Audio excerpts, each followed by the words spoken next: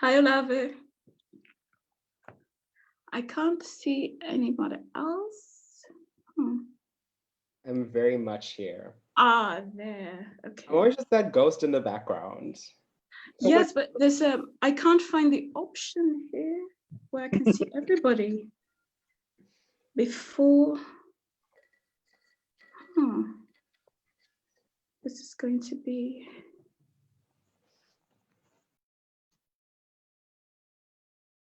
I need to be able to see the looks right now that are happening in my screen. Stella, Linda, are y'all kidding me? Wow. I feel like people should have prepared. People should have warned me. To be like, listen, we're bringing our, Oh, excuse me. I'm only trying to keep up with everybody else here. I was a mess before. Next time I'm on the panel with you people, I will be ready. I get. Darling Olave, you're always gorgeous. Stop it. Stop it. We see you. Okay, now I can see you. There was something with the screen. Yes, gallery view. This is the one. This is yes, everyone. Oh, I have to shut my curtains, because otherwise this will be very distracting. Oh, the chair. Even the chair is pimped up. It's like a throne. Oh yes, this is my queen's chair. Oh, I love this energy with the velvet curtains in the back. You better. Stella got her art up there. I mean, you people. Yeah. Custom made pillows. Yeah. I will learn. I've learned. Don't worry. Next time. Taking notes. Oh, I'm so excited. So nervous. Like I told you all, I have to eat something now because of my insulin. I just took my insulin. We'll just yes, no problem. ASMR. Yes. Yeah. Put me to bed, girl. I'm not gonna do that. Olave, I think people will understand that we have to eat. I don't think anyone will mind. Thank you.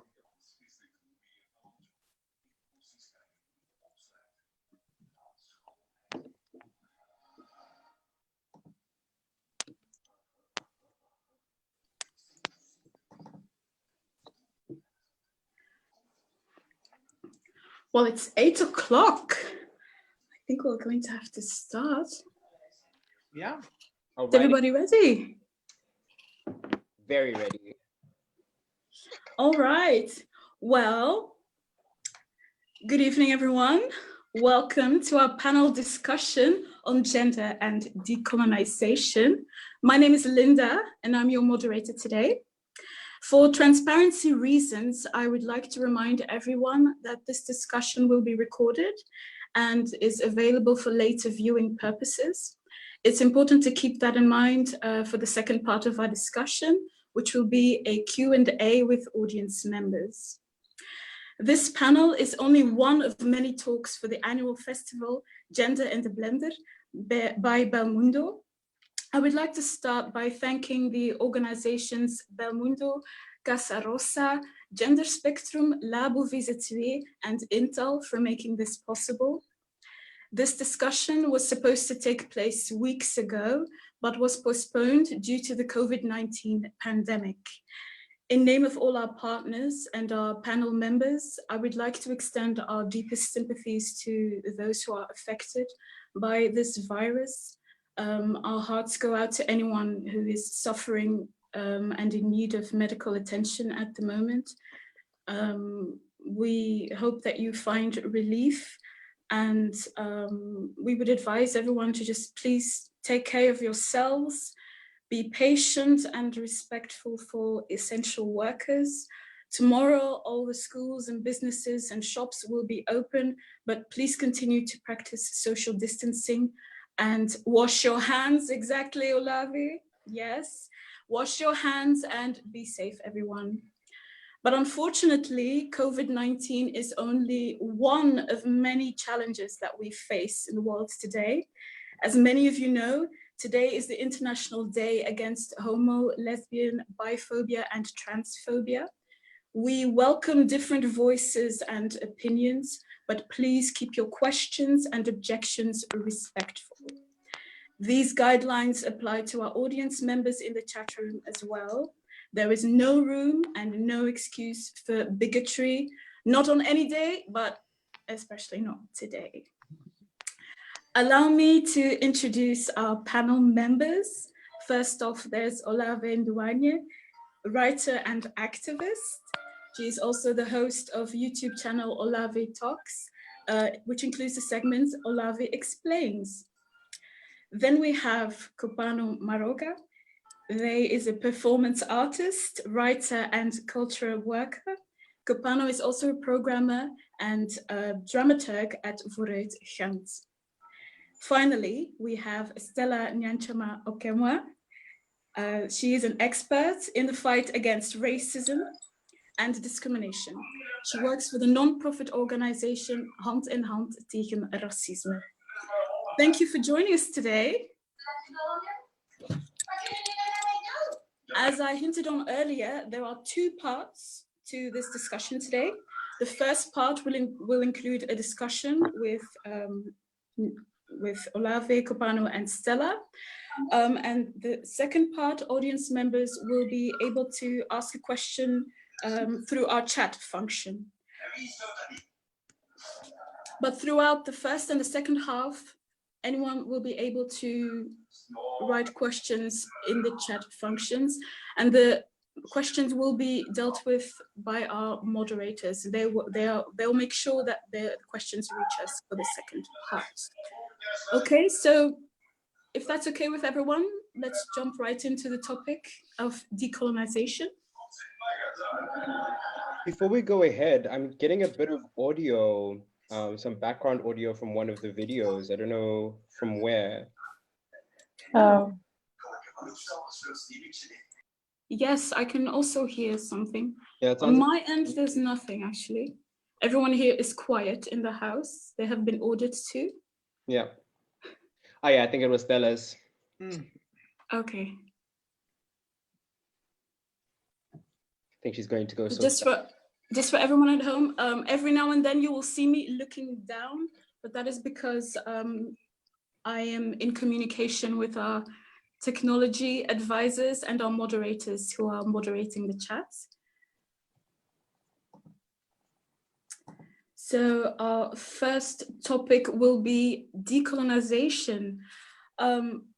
Yes, well, most definitions of decolonization involve colonizing countries, giving back political sovereignty to territories whom they had forcefully taken it. These definitions focus primarily on the state of independence of a nation, often a nation whose tribes were forcefully unified under one administration. Now, Olave, you have an extremely interesting section called Olave Explains, where you have actually tackled decolonization. Do you care to, or should I come back to you later? I don't know, it's okay. I did try to tackle it.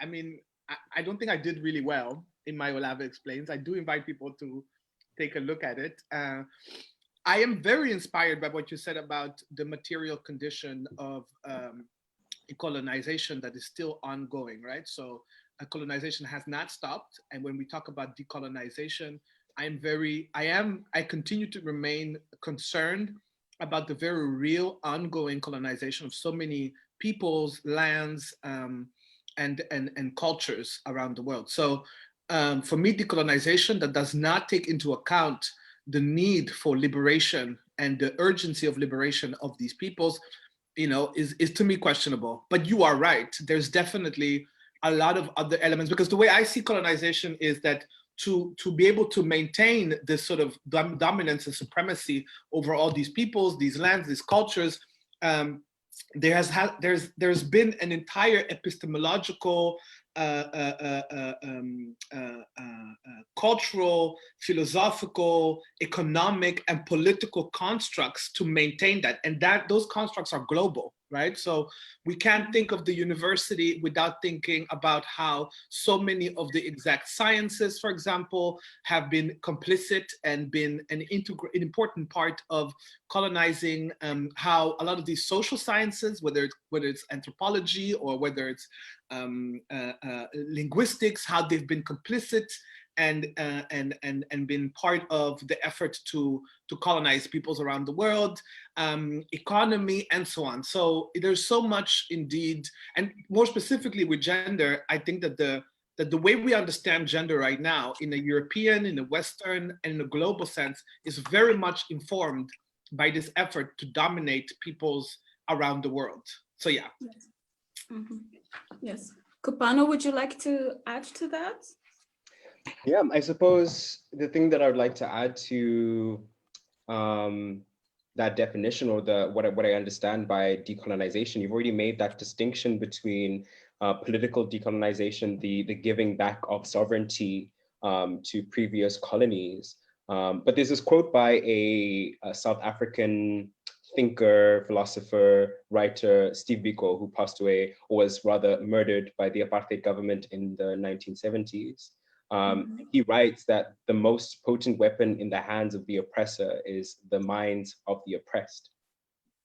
And I think that, like Olave said, the kind of epistemological, or the way of thinking that the West introduced and tried to dominate, or introduced to dominate their colonies, is something that we're still dealing with in the present day. And one way of languaging this is a concept of the coloniality of power, which is this concept that was coined by Aníbal Quijano, a Latin American scholar.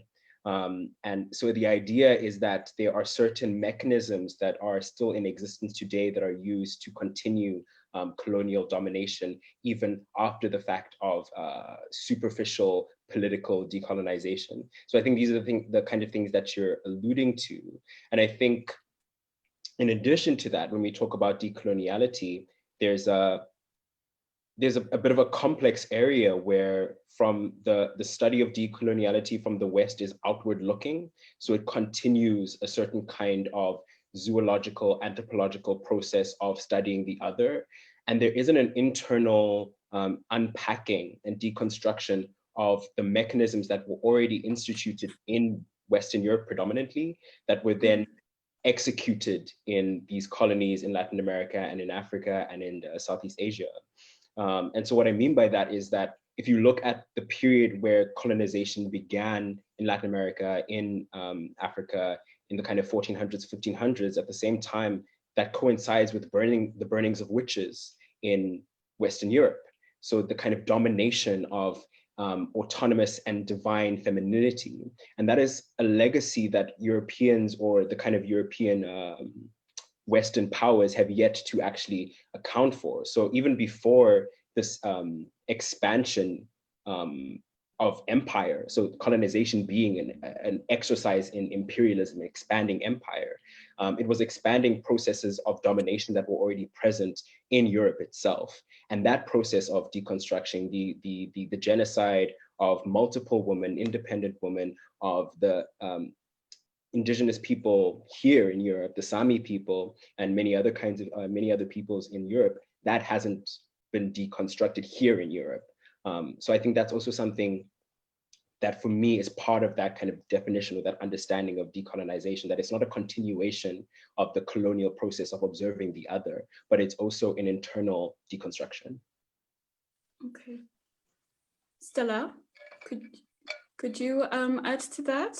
I'm sure you have plenty to say. No, a lot has been said. Thank you very much. I'm following through. Of course, your introduction was really spot on, because we do need to remove ourselves, to detach from the geopolitical interpretation of decolonization that links us to the colonial colonization, in the sense of, what you described earlier.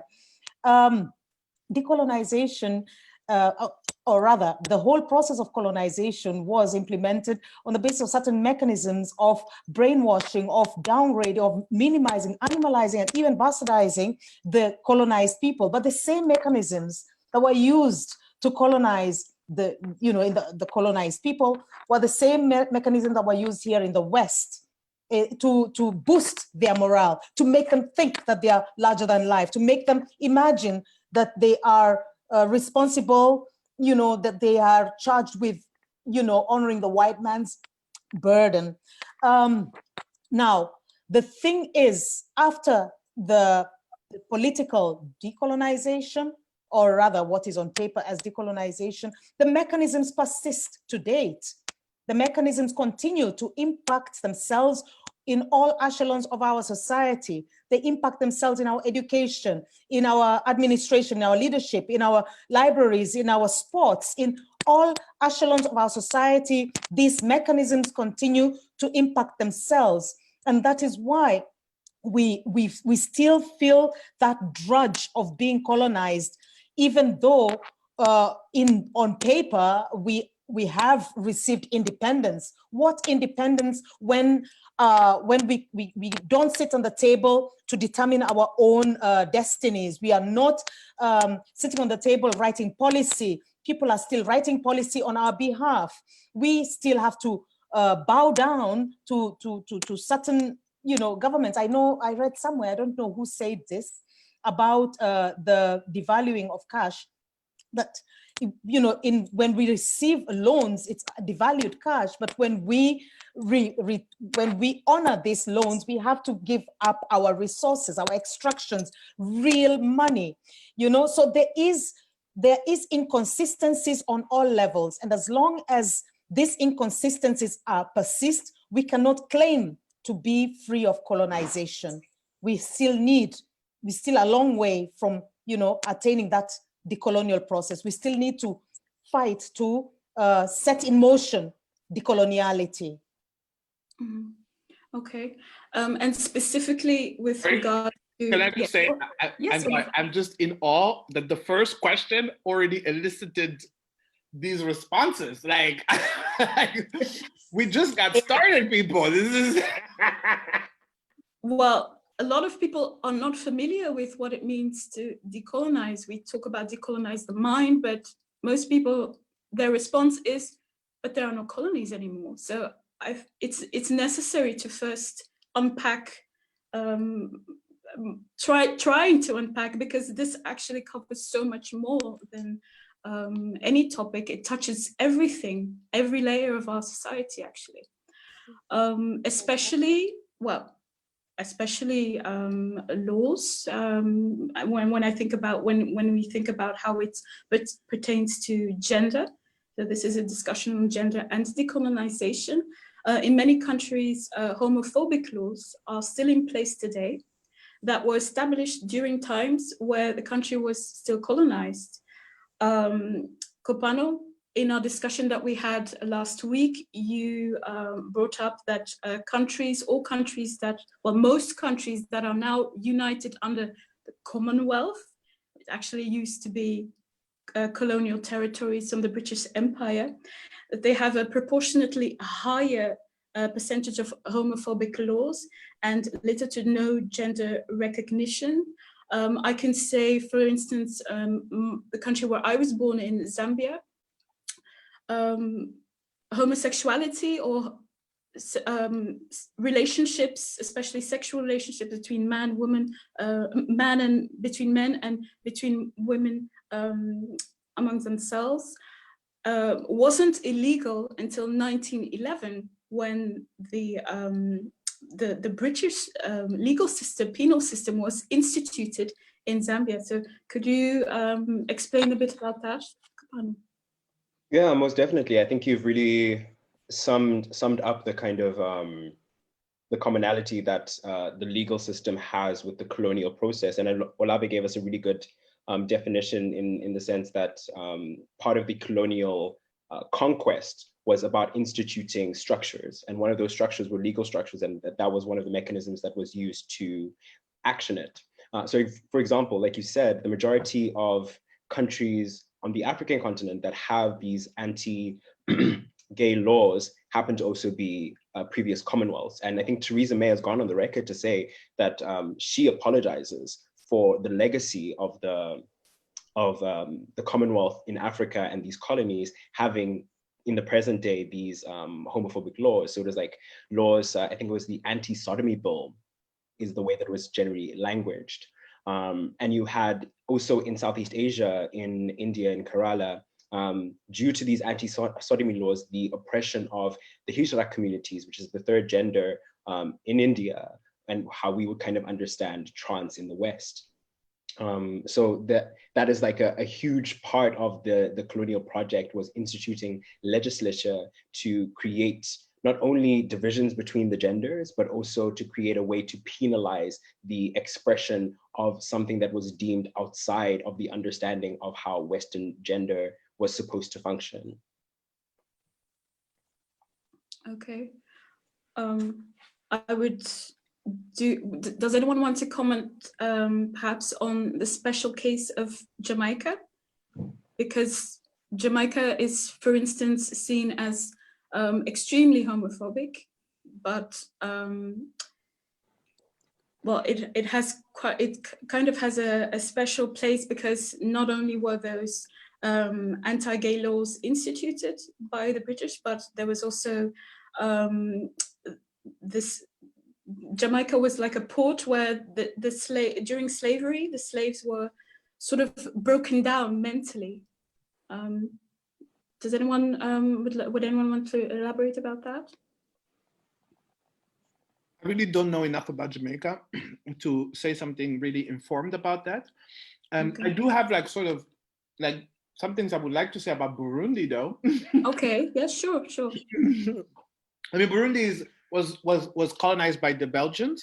Yes. No, first the Germans, then the Belgians, and what I think was really interesting is that like, even though it's not part of the Commonwealth, it has now has sort of matured into full-blown homophobia and transphobia and misogyny, like full-blown. And what is interesting is that the way this has come about is very recent. This is not something of the 1920s or the 1910s or before that. This is very, very recent. This is like in the noughts and whatnot, like in 2000 and beyond that, where you see, and I think this is the story of a lot of East African countries and other African countries, where you see this renaissance of evangelical missionaries who have made it their sort of mission and goal in life to bring about like homophobic laws in countries like Burundi, Rwanda, and whatnot. And what they do is they do that via congregations. So they have like these pastors that are like get scholarships to come and study in America or in Europe, and Europe tries to act like they're not involved in this, but evangelical Europeans are very much involved in this as well. And they'll give the scholarships, people will go and they will come back, and they're basically taught to, and sometimes I've been to some of these masses where almost every single mass, every single Sunday, they will talk about homosexuality. And some of them are white, most of them are Black pastors. And they continue not only to get scholarships, but they continue to get money, because this is like, evangelical brotherhood or sisterhood, whatever they call it.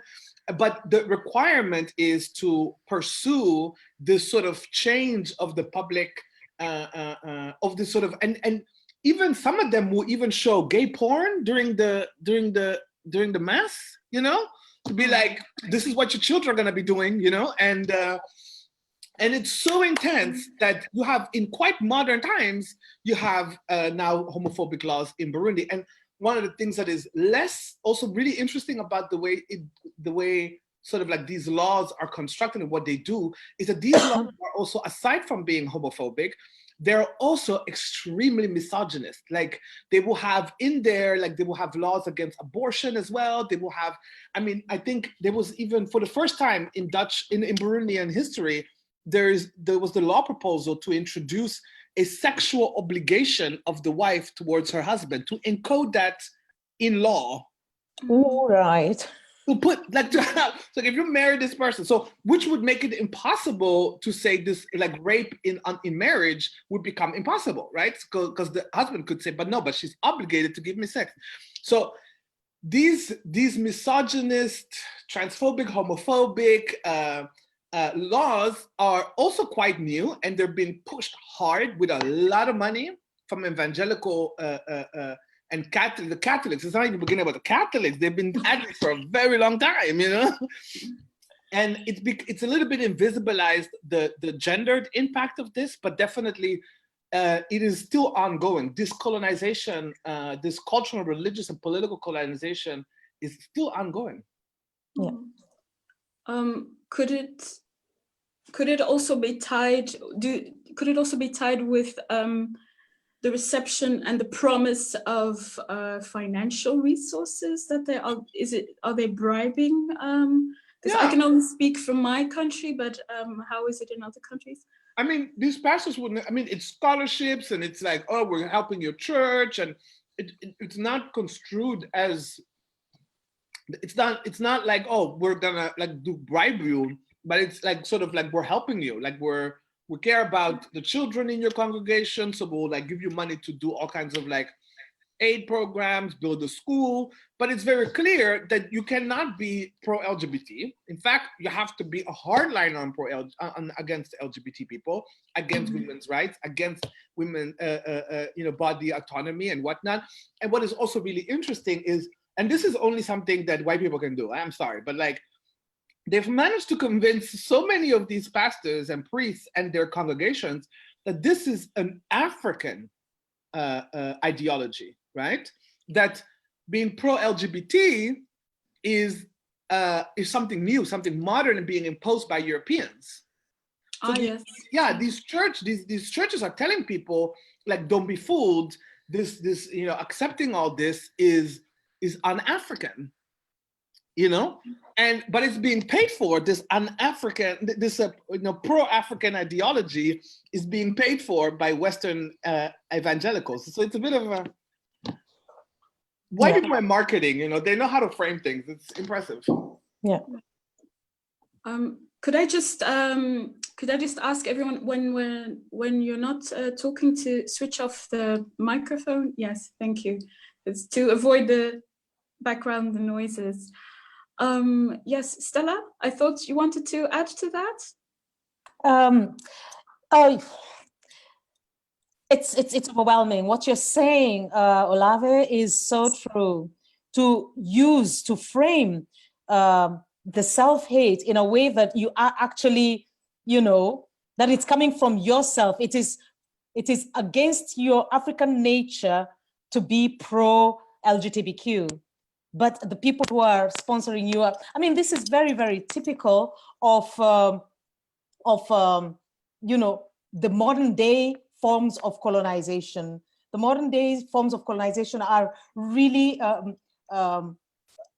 covered in beautiful packages that make you seem, make you seem that you're doing the right thing, but actually you're not doing the right thing. It's self-hate, and that is the same style that was used in the 70s during this gender-focused development, where women were actually almost trained to dismiss their menfolk so that they could be eligible, so they could be eligible for all this funding that went into gender-focused development, And when the funding arrives, of course, it is most of the donors are male, or, even if they are feminists, they are really coming out from a masculine, a patriarchal kind of mentality. The funding was always handed over to the men, So the women at some point were like, I'm not interested in this,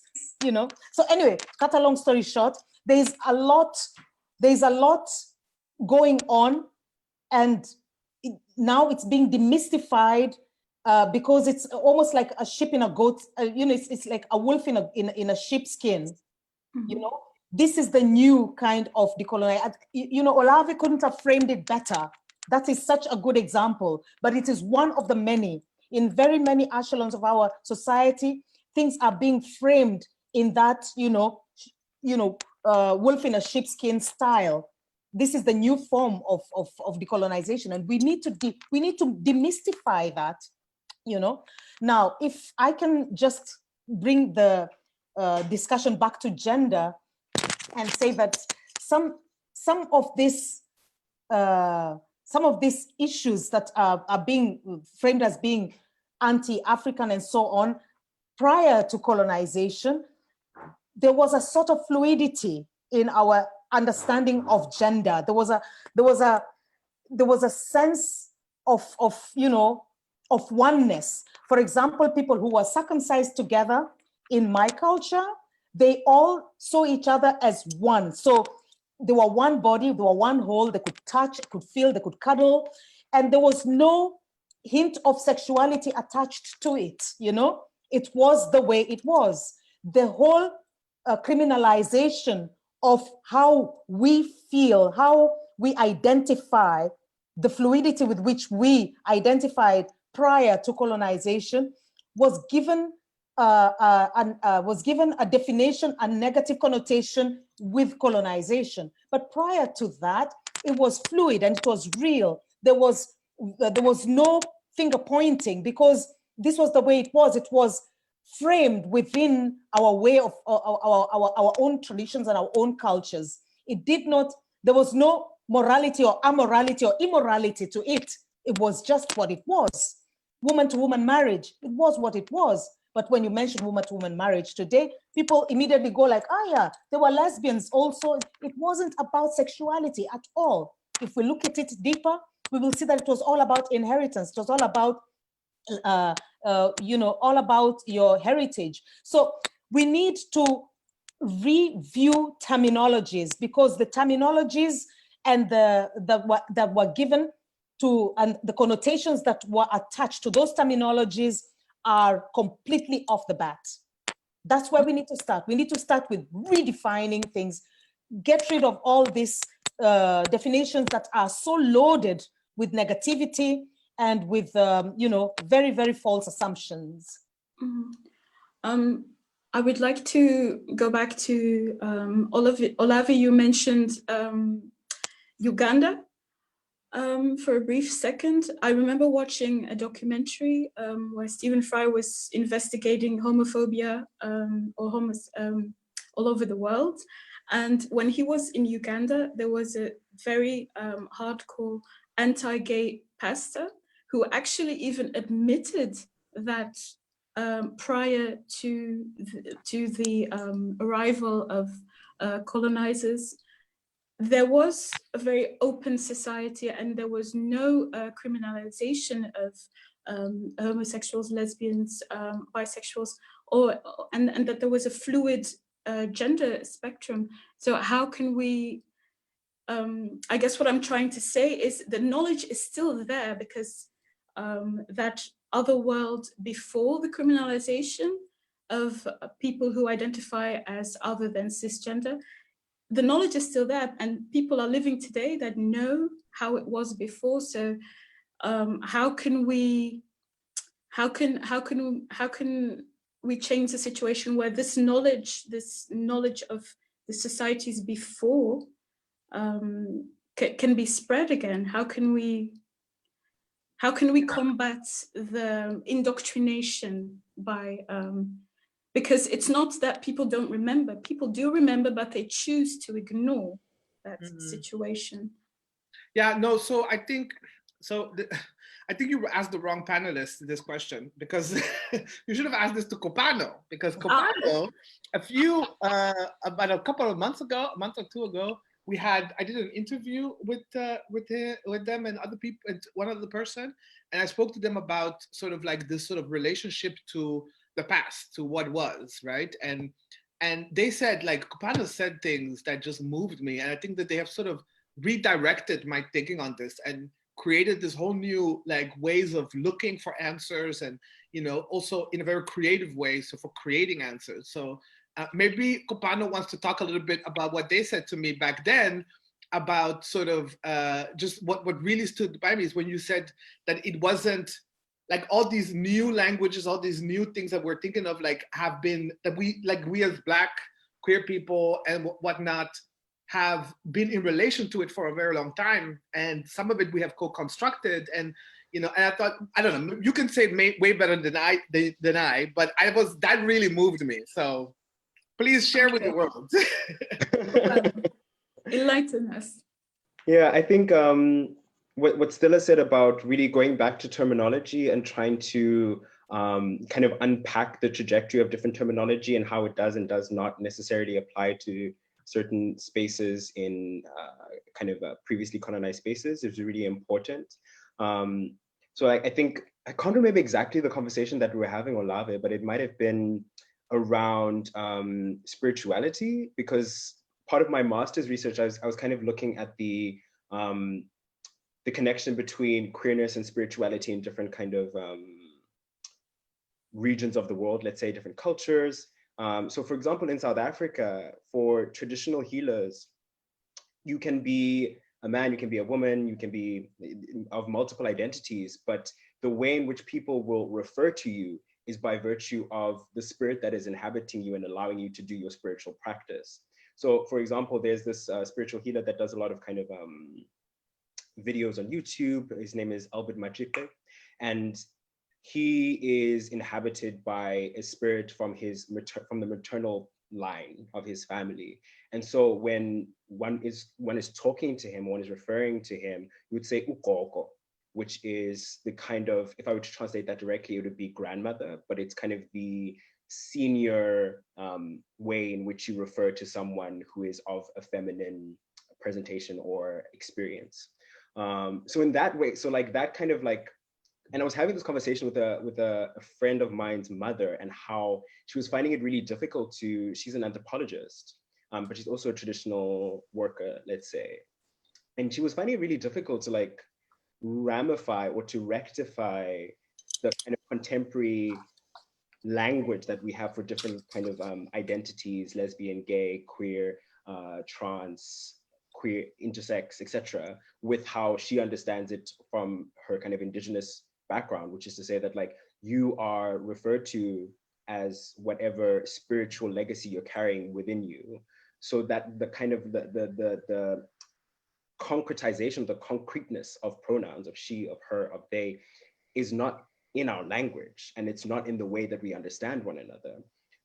So I think it's really important to have that kind of an understanding of like, okay, this terminology does come from somewhere else. The reality of the way in which we experience one another, this queerness has always been here. That is nothing new. But the way in which the language is used to create the idea. So I think what is used a lot is this anti-Western discourse to make things reviled. So to make gayness, queerness, lesbianness reviled is to attach it to Westernness. So this discourse that both Olave and Stella were talking about it is not African to be gay. Encoded in that is that this particular manifestation of yourself is a inheritance from colonization. So this performance, in fact, is something that is coming from white people who dominated the space.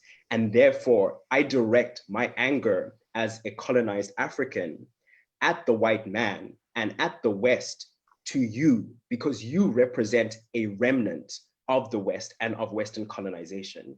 So it's like, this is where language becomes really important, because you actually have to kind of strip away what is being said versus what is meant. So now the kind of global discourse is that, oh, Africa is homophobic. No, Africa is traumatized from colonization, and all the remnants that are attached to that become things that we can direct our anger at. And that complexity, the complex nature of trauma, also needs to be accompanied in the ways in which we deconstruct the manifestations of homophobia, transphobia that we see on the African continent. Oh, see, this is, why am I even here, Kopano? You're like,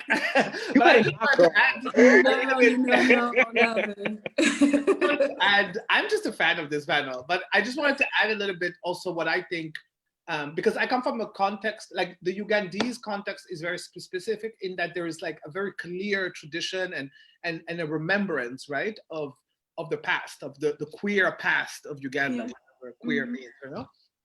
In Burundi, it isn't that clear, right? So, because a lot has been lost. also because I think inherent to the Burundian sort of worldview, perhaps queer behavior, whatever, wasn't queer and maybe didn't need to be named, right? So when you don't have names for things in your language, maybe it's because they're not that interesting, right? They're not that strange. They don't need a name because, well, whoever cares? People do it, you know? For example, in Kirundi, we don't have pronouns. We don't have a way of, well, we have just a general pronoun, which is for everyone, but there's no way of indicating when a person is not in the room, of indicating that person's gender, quote unquote, without, in the language, grammatically, without saying this person has this gender, right? And I think somewhere, but you can, like there are two things which you can grammatically indicate in a sentence about a person who's not in the room. You can indicate that they're young or old. That's in the language. You can speak it into, you know, I can talk about someone in Kirundi and it's clear that this person is a younger person to me or older person to me. Also, strangely, whether the person is bigger, physically bigger or smaller. Okay, yes. That's more important. The size of a person's body is more important than their gender. That says more about, I don't know, whether their wealth or their status, their age is way more important than in relation to me than say their gender. So when you see that in the Kirundi language, there's no real word. I mean, I haven't been able to find it also. This has also been the diasporic loss of information, right? The thing that we have such difficulty of mourning in a hyper-modernist society. We have no words or no way to talk about the fact that there's so much loss when you're in the diaspora, right? But I still have not found any Kirundi word for queer, for gay or trans or whatever. And to me, I think that that's a linguistic strategy of inclusion, because the reason why we have words like trans is because we think people who are not cis, we think them outside of the norm. The reason why we have word like gay or lesbian, I mean, these are, or homosexual and whatnot, these are homosexual, heterosexual are medical terms, right? They come from a Western medical tradition that is based on who's normal and who's abnormal, right? And perhaps in Kirundi, in Burundi, they never really thought that was really interesting what people did in the bedroom, right? So I just like to say to people who look back and cannot, whether it's because it's not in the language or whether because so much has been lost, if they cannot trace some kind of original African or local tradition around queerness, I'm just saying there's nothing like that inhibits, like Africanness isn't frozen in time. Burundianness isn't something that is sort of like in a time capsule, and that if things are not in there, then, you know, then, oh my God, panic, we can't decolonize. I think decolonization is also a practice of looking forward and saying, you know, we are as Burundian in the diaspora or locally, we are take agency of defining ourselves, of innovating, of creating new language, new words, whatever. Like when I was in Burundi, when I went back in 2005, everybody who was queer called themselves Kuchu. Everybody. And apparently, from what I heard, that's a South African word, right? But it had been adopted by the Burundian queer community as a signifier of pride. Still don't know what the etymological meaning of it is, where it comes from, but that was something that was like, we're Kuchu. No one said we're queer, no one said we're gay, nobody said trans. Now things have changed, people are using these words, these terms, and I just want us to encourage ourselves to be creative and innovative, and where things are not, maybe that's not the end of the world. It's not necessarily a rejection or something, you know? Okay. Kopano, could you help us with that term? The term, was it Kuchu? Kuchu, I have not heard of that word. Maybe I'm a bad South African, but we also have 11 official languages, so as kids, Maybe Stella can help us? Have you heard this word? Your microphone, Stella. No, but what you were saying, Olave, is quite true, that there are so many terms that we do not have in our own languages, you know, and that itself is indicative of the attachments that we place on these issues and these subjects. I don't believe that these subjects were dismissed. I believe that actually they were akin to sacredness. Just like you do not talk about your children in public You do not talk about your wealth in public. These are very common sayings that we have. In my culture, we would say, never discuss your cows or your children where beer straws meet or where anklets meet. That's to say, it's not an item for public discussion. The bedroom is also not an item for public discussion because it is akin to sacred. It is akin to, Now, another thing is what Olave mentioned earlier about, about the, having a particular term for young and old, for big, for small, and not for actually him, her, and the pronouns and so on. That we had the same thing in my culture. But then in my culture, there's a very, very, very strong, defined, a very defined culture of who can you command respect from, and who should respect you, and this is all in the way that you phrase yourself. You always phrase yourself as larger, as older, whether it is in your name or whatever. It is a question of your status in society. Is not gauged in terms of your wealth. It's not gauged in terms of whether you're a man or what. It's gauged in terms of your bigness, your largesse.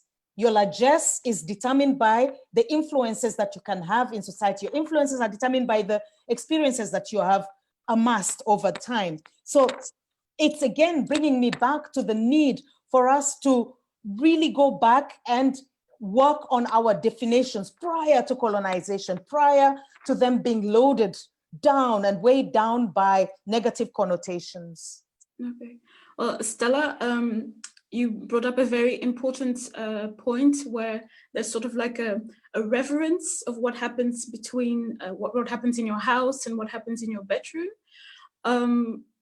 How can is this a reason why people are more reluctant to talk about these things, and why the discussion on gender in Africa is mostly done by white people, actually?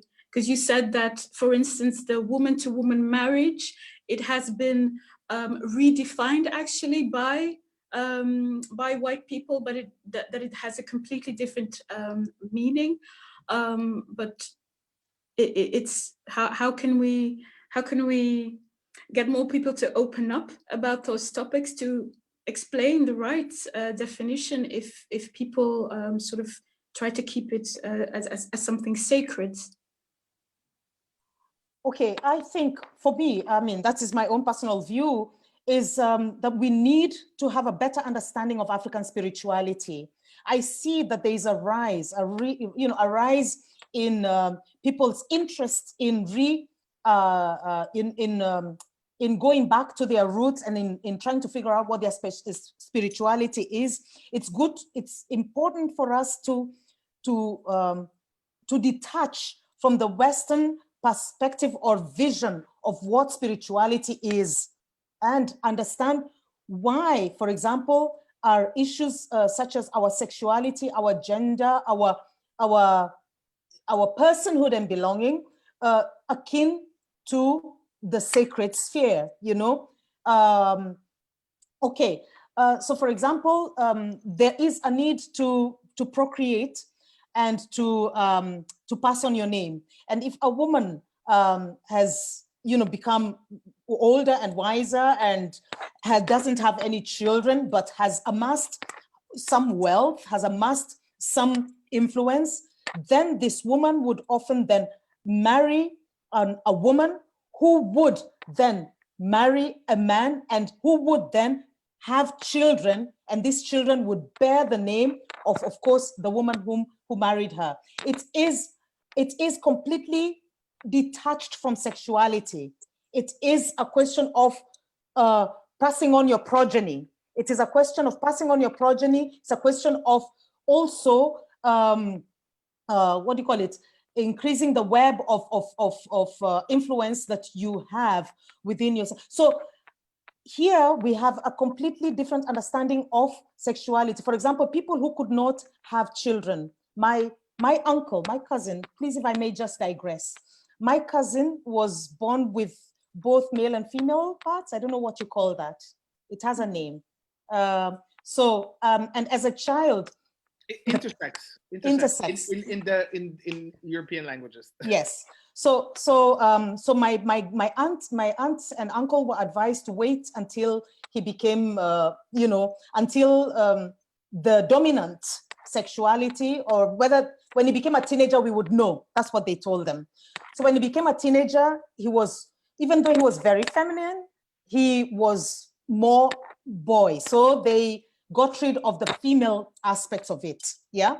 Mm-hmm. Now, when somebody is intersex, they cannot have children. But in my culture, that's not acceptable. So Jacob, his name was Jacob, got married, and Jacob got children. And Jacob's children, how did Jacob have children? Because in my culture, they will pick, the elders will gather and they will decide who will come and impregnate your wife, and the wife will get pregnant, and those children will be your children, and they will be accepted by everybody. It is an open secret, but nobody will laugh about it, point a finger about it, talk negatively about it. It is akin to sacred. It is an open, sacred secret. Those were Jacob's kids. Jacob's wife got pregnant and she got twins.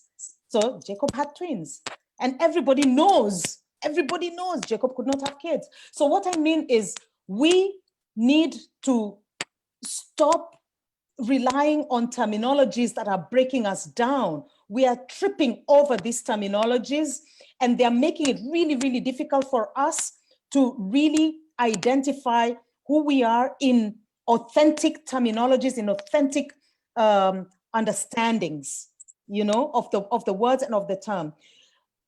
My personal suggestion is, we need to embed ourselves in our spirituality. Kopano brought it up when he mentioned spirituality and queerness. And in a sense, this is where we need to find our inspiration.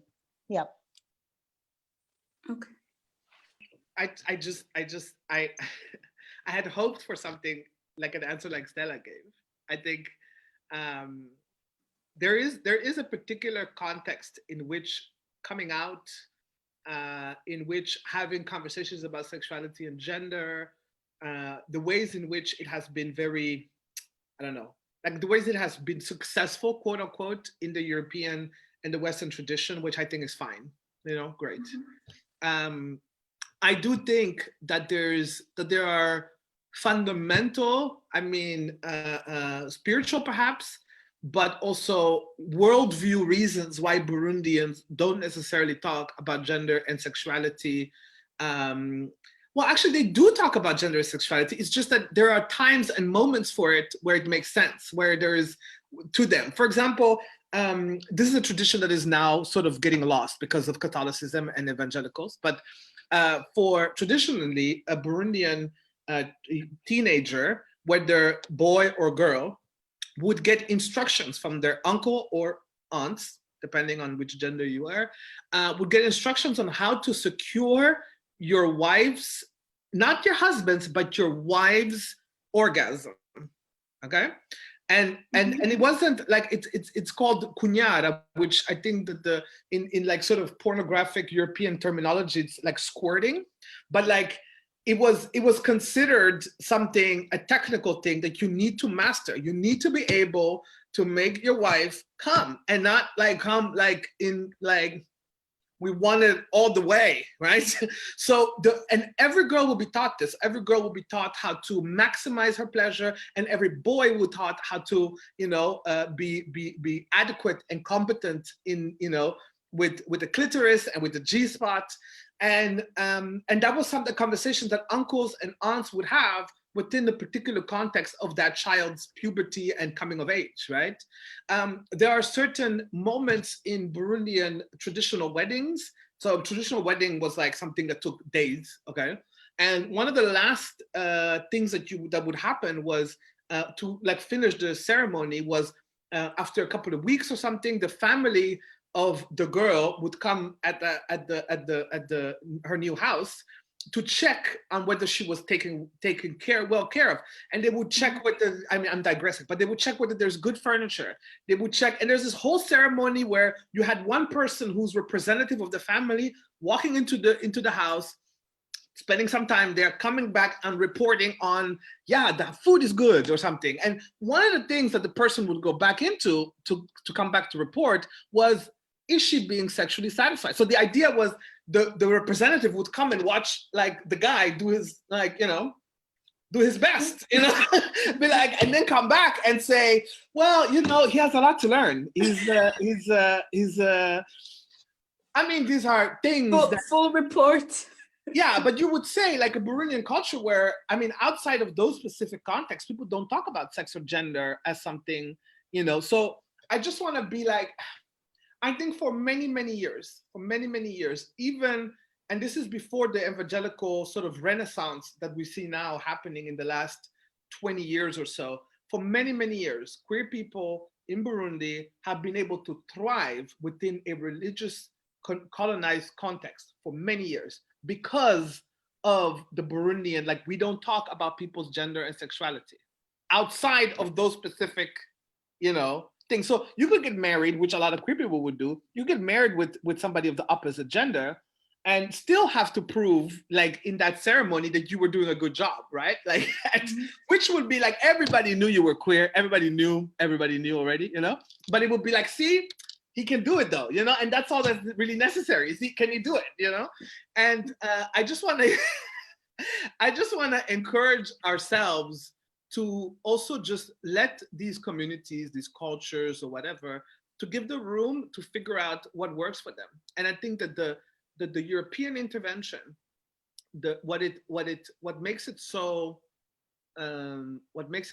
destructive for queer people and whatnot is it has come to take away that room for ourself sort of like determining, how do we come out, do we not come out, do we have all these fancy words or not, do we not get married with the opposite sex, or do we transition, or do we not, like, all these things have been taken kind of on a joyride, on somebody else's joyride. And for me, the project that I'm interested in is to somehow reclaim that process and figuring out what works for Burundian queers in Burundi. Yes, Stella? Just adding on to what you say, thank you very much, Olave, how colorful, is that I really, really agree with you, because in my culture, we didn't have, I mean, again, I came in a little bit too late, but as part of our circumcision ceremony, we had 6 to 8 weeks seclusion, in some cases even 2 months.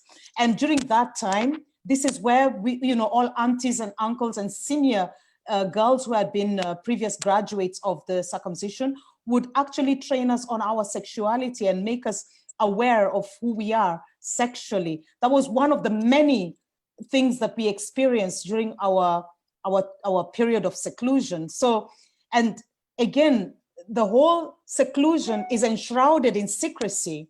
It's enshrouded in secrecy because you don't want uncircumcised people to know, what it's all about. There has to be a separation. So, and the people who are circumcised together, of course, can just talk about everything together and be one together. They can touch each other. They are actually embodied. It's like they are one. They're one. I can't explain it better than that. So I don't believe that it's only Burundi and only Kisi. Kisi, by the way, my culture, Kisi, has got very, very many commonalities with Rwanda and Burundi culture. So, okay, that's just by the way. But there are many African communities which have got this aspect, and these aspects within the community it's like a cult-ish. It's like cultish, it's like a club.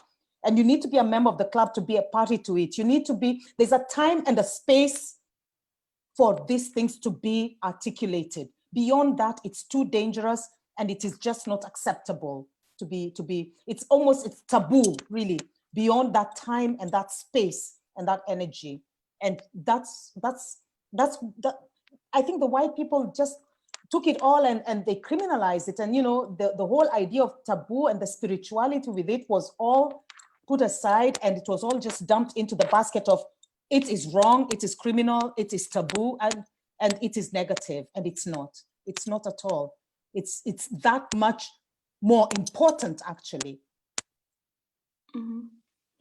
So if I understand it, we all agree that the discussion on gender and sexuality in Africa or other colonized places, that it has been sort of co-opted by white people. Do you agree? Olave, your microphone.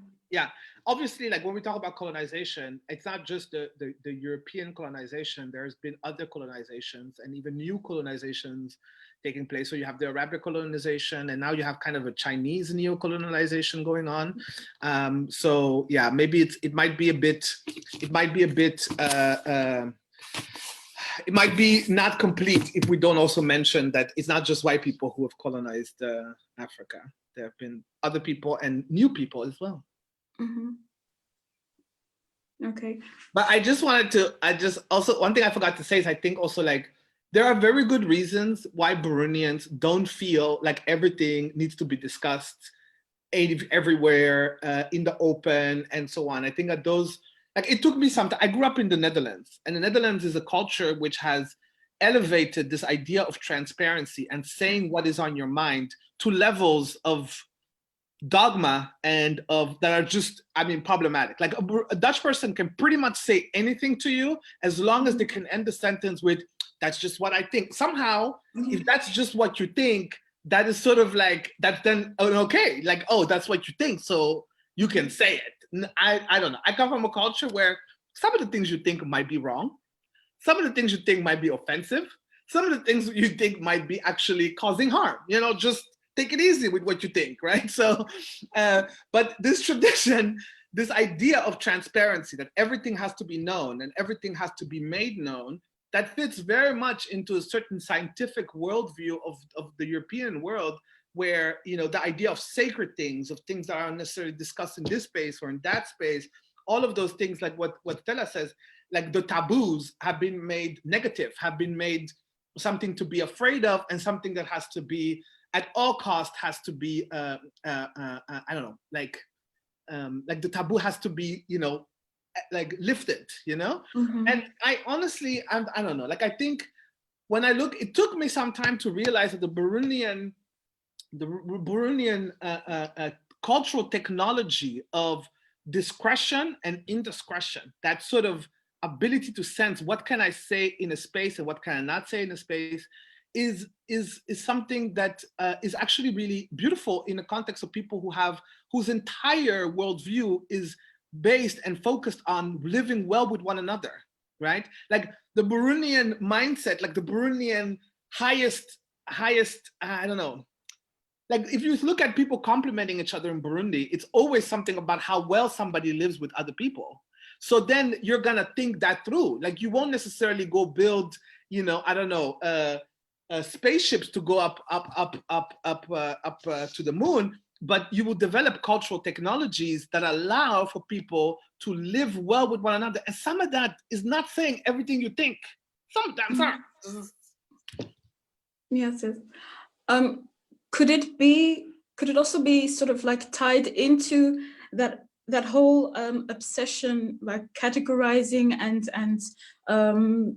sort of outing things that are part of the private sphere or the taboo or sacred sphere? Do you think that that is also part of sort of like this exotification of queer Africans? Like, oh, this is an interesting topic to study, because as we all know, especially, well, Africans and people who have been colonized, we have been the subject of many sort of like studies, sort of like animals or plants to be studied, behavior that has to be studied. Is it a bit of like looking into places, or trying to describe this new exotic thing? Yeah, I think I want to touch a little bit on what you said before about the co-opting of gender discourse and even decolonial discourse to a certain degree by the West, by white people. And I think that has a lot to do with the part of the colonial agenda being homogenization.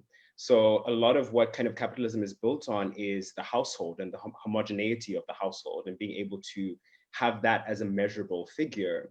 And the ways of African life and the ways of life in previously colonized territories often conflict with that strict measurement of the economy. So you have to create terms by which you can observe and regulate the means of identification. So this kind of goes to what you were talking about the identification component of things. So it's very much a part of the, like Foucault says this thing about like all kinds of power are eventually about the body, right? So much of coloniality is about how can we form a language to create a kind of control, but also a self-control and a self-governance amongst peoples without the direct kind of interference necessarily of the central power or the dominating power. So I think what Western culture has done very well has created a homogeneity around gender discourse. And as Stella has so beautifully explicated, demonized any kind of deviance outside of those structures. So what you have in the present day, now that the most kind of like normative expressions of queerness, gay, lesbian, as long as you're kind of like straight passing, as long as you're kind of cis passing, have been put on the top of the agenda. And so there's been a kind of homo nationalism that has taken place that has been incorporated into the colonial mission. So now you have in a lot of places like, okay, cool, now there's a more kind of leniency, there's more acceptance of queerness, but as long as it fits within these kind of normative structures, because you can replicate a household out of that. So if gay people can marry each other, they are able now to produce and they're able to contribute into the economy as other households are. So what we have to kind of be very aware of is that the language that we use when we move through gender discourse is coming from a very particular place. So there's a really big kind of, where there has been a very big pushback against gender neutral pronouns, so they, them pronouns, because it makes it very difficult. This is at least my understanding of it. It makes it very difficult to observe and to, there's a good word for this. It makes it very difficult to survey. Makes surveillance very difficult if you do not fit into the categories of she and her, because most of administrative and bureaucratic systems are based on measuring those categories. So in order to have a kind of census of a country, those are the questions that are asked. Are you male? Are you female? The minute that you are outside or you deviate from that mechanism, there's a problem. So this is why within even the queer kind of liberation movement, the people that receive the most the least support in that movement are trans people, are gender non-conforming people, because the state is not able to survey those people. Because they're not able to be surveyed, they cannot be incorporated into contemporary capitalist culture. So the capitalist overstructure creates an agenda or a mechanism by which people in the queer community will oppress others that are not fitting within that mechanism. So in that way, we have a co-option of queer discourse, of queerness, by whiteness, by coloniality. And I think that's one of the ways, or that's like something that we have to be really, that's something that we have to be really vigilant about. And the kind of examples that Olave and Stella are giving us about ways in which people have lived outside of these very dominant restrictions. What one might notice about both of them is that all these examples are based on communality. So they deviate from the traditional household structure of the mother, the father, and 2.4 kids, which is completely outside of the mechanism of regulation that capitalism is built on. So it is an implicit anti-capitalist, anti-colonial existence to exist in these indigenous queer ways that are so based on oneness. In South Africa, we call it Ubuntu, this idea of the good of the people or the good of one another. I don't want to say the good of the people because that's very Machiavelli governmentality, but yeah, definitely the good of one another, and finding ways in which not only to support each other, but to give each other pleasure, to bring each other joy, right? So I think that's like all of these things are ways in which we are kind of separated from that and separated from our joy and put into these categories, these neoliberal categories of individuals and individual households that makes it easier to suppress us, regulate us, survey us. Kopano, I must say that I'm beginning to suspect that you're psychically linked to one of the attendees, because I just received a very interesting question that tied into what you just said. Well, this particular person remarked that there is an observable link between decolonization struggles, the struggle for liberation of LGBTQ plus people, and anti-capitalism. So the observation is that there are some people on the left that claim that the focus should be in fighting capitalism, and that liberation of all minorities will follow once we get rid of or free ourselves from that capitalist system.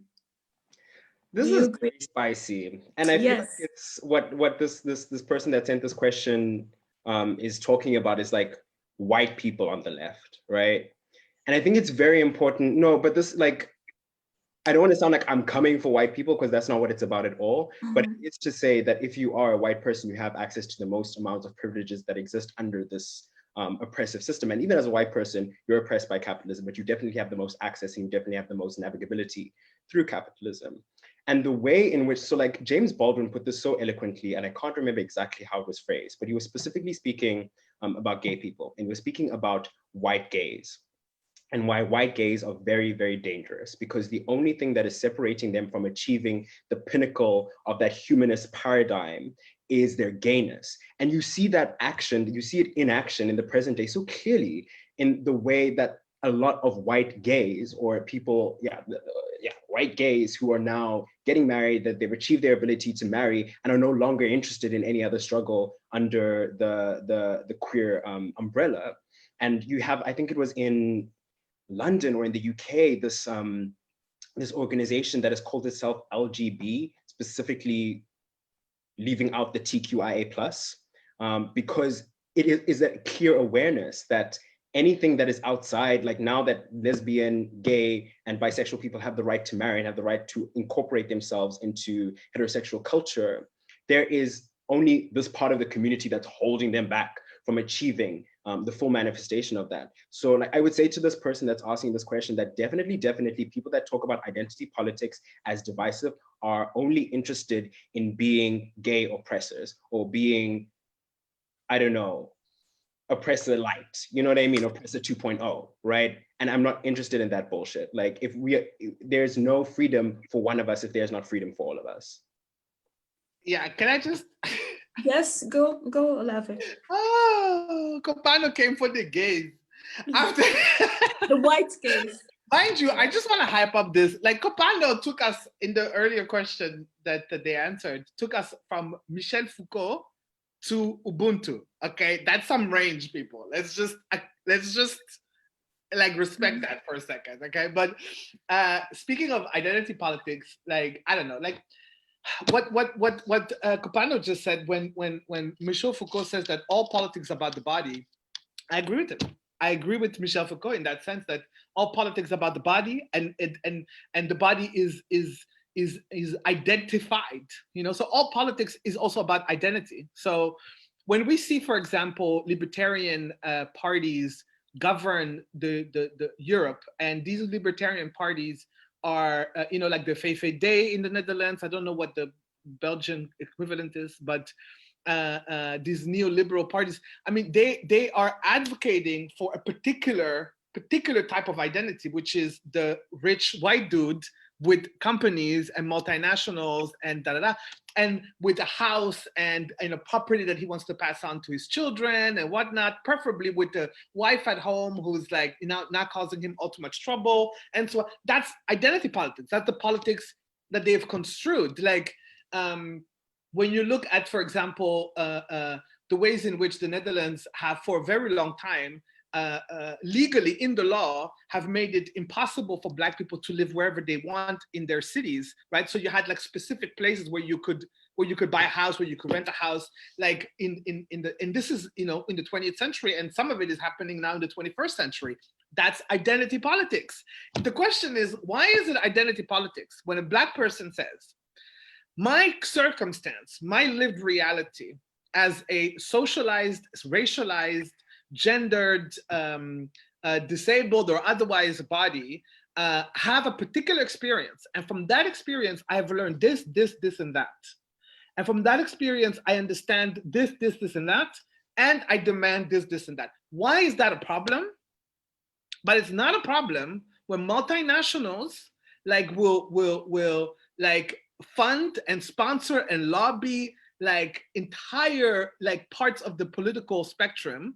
That's not identity politics. No, that's not identity politics. When people talk to me on the left, socialists talk to me about the worker, right? But they also will defend but the Dutch worker, then suddenly the Dutch worker needs to be protected from all these migrant workers. Then all of a sudden it's not just the worker, then it's, so it's all identity politics, people. It's all identity politics. When you had laws in the Netherlands until very recently, I think in the 70s or so, when you had laws that women could not sign for a loan without their husband being present or buy a house without that's identity politics, So why is it when it's liberatory, when we say we're gonna do identity politics and that's liberatory, then it's a slur, then it's a problem, then we need to distance ourselves from it. Let me tell you something. I do not distance myself from identity politics whatsoever. I embrace it. My experience is real. My experience carries weight and information and knowledge and wisdom in it. And I will use all of it to fight the shit. Hear, hear, Olave. So is it easy to sweep aside then differences in the queer community in order to sort of reach a common goal? I mean, that idea of you have to set aside your differences is violence enacted. It's erasure. It's demanding for me to negate who I am for the purpose of some greater good. But why am I not the greater good? Let's turn it around. Why can we not say, okay, the greater good that we will all rally behind is the fate of Black trans women. That's what that is the greater good. So if you have a white experience, or you're not happy with, I don't know, how managers, how customer care is going, in your local, I don't know, whatever problems white people have, why don't you set that aside and center my experience and let's rally behind that? Why don't we, when we are talking about, say, the universal basic income, why don't we say, you know what, hold up on the universal basic income. Let's all rally behind full remuneration of housework. Anybody that does work at their house, whether it's taking care of children, whether it's cooking, cleaning, even just your mother, let's make sure she gets a full salary for doing that work. Let's set aside this universal shit. Why don't we do that? Why doesn't she become the thing that we all rally behind? Answer me that. Don't violence people by telling them, okay, forget what you're going through. That's not as important as this other thing that I'm going through. And let's all rally behind mostly what white poor people are going through, because that's really where we have to gain. No, that's not. White poor people are also racist. I'm in anarchist spaces, in communist spaces, and Marxist spaces with racist white people as well. So, sorry, not gonna do that. No time. Okay, well, there is an attendee that was wondering if there is a panelist that could shed some light on where they see the role of white people in the struggle for decolonization without co-opting or colonizing it. So how are they able to contribute without taking over if they really want to be an ally?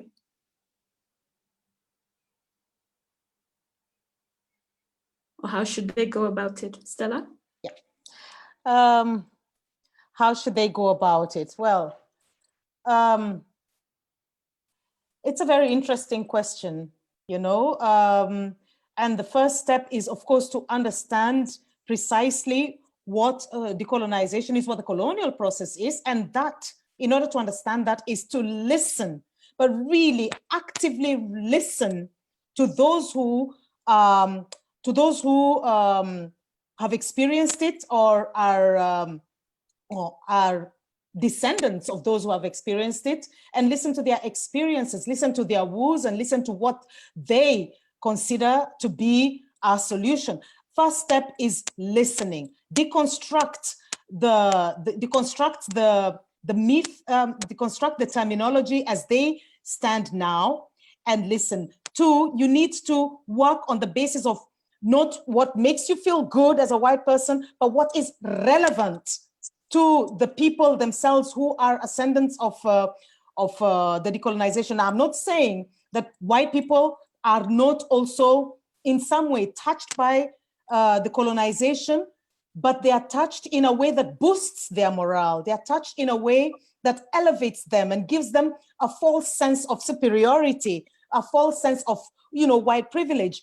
This is something that they need to acknowledge and know that that they have this, and work within that region. They cannot continue at addressing the other as a form of token, or as a form of label, or as a form of etiquette, just to solve their fragile egos. I like the lady who wrote about white fragility and white innocence, because that's what it's all about. We are slowly heading on to a time where we need for people to just stop and listen. Listen first. Let's really have, mutual respect at the table as we dialogue. Not one person calling the chips and determining, oh, you can now talk and you can now express yourself. From there on, we can maybe start to work together and deconstruct, or decolonize, deconstruct, establish or set in motion a decolonial process, a process of decoloniality. But it starts with listening and looking really deep within yourself, and also acknowledging the relevance, how relevant it is to the people who have been hurt. There is nobody the person who feels the pain is the one who is hurt. So if you have stepped on my toe, you will not feel the pain that I feel of being stepped on by your funky shoes, So first listen to me. Your funky shoes have hurt me, and this is how they've hurt me. And maybe next time we can get on better and dialogue. But then, let's talk about that. Yeah. I like that analogy, the funky shoes. I want to jump in there with what Stella was saying. Go ahead. It goes a little bit back to what I said in the beginning about the construction of, or this kind of construction that implicitly separates white people, the West, from this decolonial conversation. And I made specific reference to, in the 1400s and the 1500s, the burning of witches, the dispossession of land from indigenous people, the Sami people here in Europe. So there's this idea that the colonial project happened elsewhere, but it was architected here.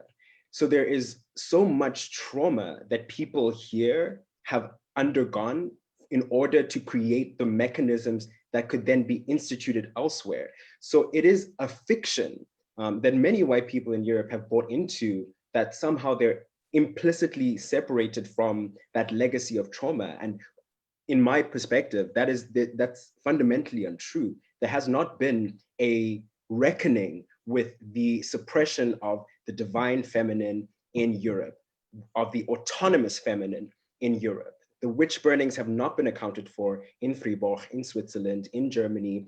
The dispossession of land from the Sami people has not been accounted for. So for me, my answer to this person would be, if you're looking for a way to not appropriate, you need to look into the canon and the legacy that you have here. And there is a canon, there is a legacy. And this is one of the highest dangers of whiteness, because it erases itself. So it creates a situation by which it is so ubiquitous that it is no longer able to be observed, that it becomes like air. But as much as there is a pre-colonial African history, there is a pre-colonial European history. There was something that was being done here before what was architected here was taken elsewhere. And I think it's important to reckon with that, because especially I'm in Flanders now, and we've seen this year and in the past political election, the increase of the Vlaamsbelang, the furthest right in the political spectrum in Flanders. And what you see in their advertising, what they use a lot is mechanisms of tapping into trauma of poor people in Flanders, working class people in Flanders, people that are feeling some kind of structural trauma, and creating a false idol to which they can place the blame for that trauma. So they create the immigrant as the idol, or they create the Black person as the idol. They create all these, they use all these identity categories to say, this is why this is happening. And this is, as Stella said, it is an ancient technique of displacing blame that the establishment uses to create a situation where you can use collective trauma to create empire all across the world, right? So it's like, as much as there is a benefit that white people experience by virtue of empire, it is nowhere near that top echelon, that top 1% that then run the empire are experiencing. So there needs to be a reckoning with how much was built on how many people's trauma, what was done to Eastern Europeans in Western Europe, the Romani people, all these people, even in Ireland, the travelers, like what was taken from these people, the suppression of the divine feminine, the suppression of the autonomous feminine to create empire. And that reckoning begins here. It doesn't begin by using yoga. It doesn't begin by going to Africa and learning how to play the talking drum. It starts here. There are practices here. There are indigenous practices here. And like I say this, yes, it's funny, but it's also like, it's true, right? The representation that you have in Flanders of the Virgin Mary, those come from somewhere. Those come from divine feminine goddesses that represent the universe, right? That comes from Inanna, that comes from Ishtar, that comes from Venus, that comes from Aphrodite, ancient civilizations that worshipped the divine parthenogenetic feminine. And it is important to go back and reclaim that in the kind of Ghanaian philosophy, Sankofa, go back and fetch it. Wonderfully put, Kopano. Oh my God, I'm learning so much. Like, I've been trying to explain. I love this. I'm so glad this is recorded because I am probably gonna go back to it and take notes, because I've been trying to explain so often to white people that white supremacy is harmful to them as well. That the colonial project and that well, at least that the decolonial effort is something that they should do out of self-interest as well. And I love what because and as far as I've been able to formulate it and sort of articulate it, has been to explain that in this sort of like a colonial project, what the white race has done as such is not only has it constructed itself as superior, but it has in effect taken itself out of the history of humankind. It has said, we are actually elevated from the browns, the blacks, the yellows, the reds, and all that. We're elevated, therefore, actually, by thinking of themselves as the only humans, constructing themselves as the only real humans, they became non-humans, right?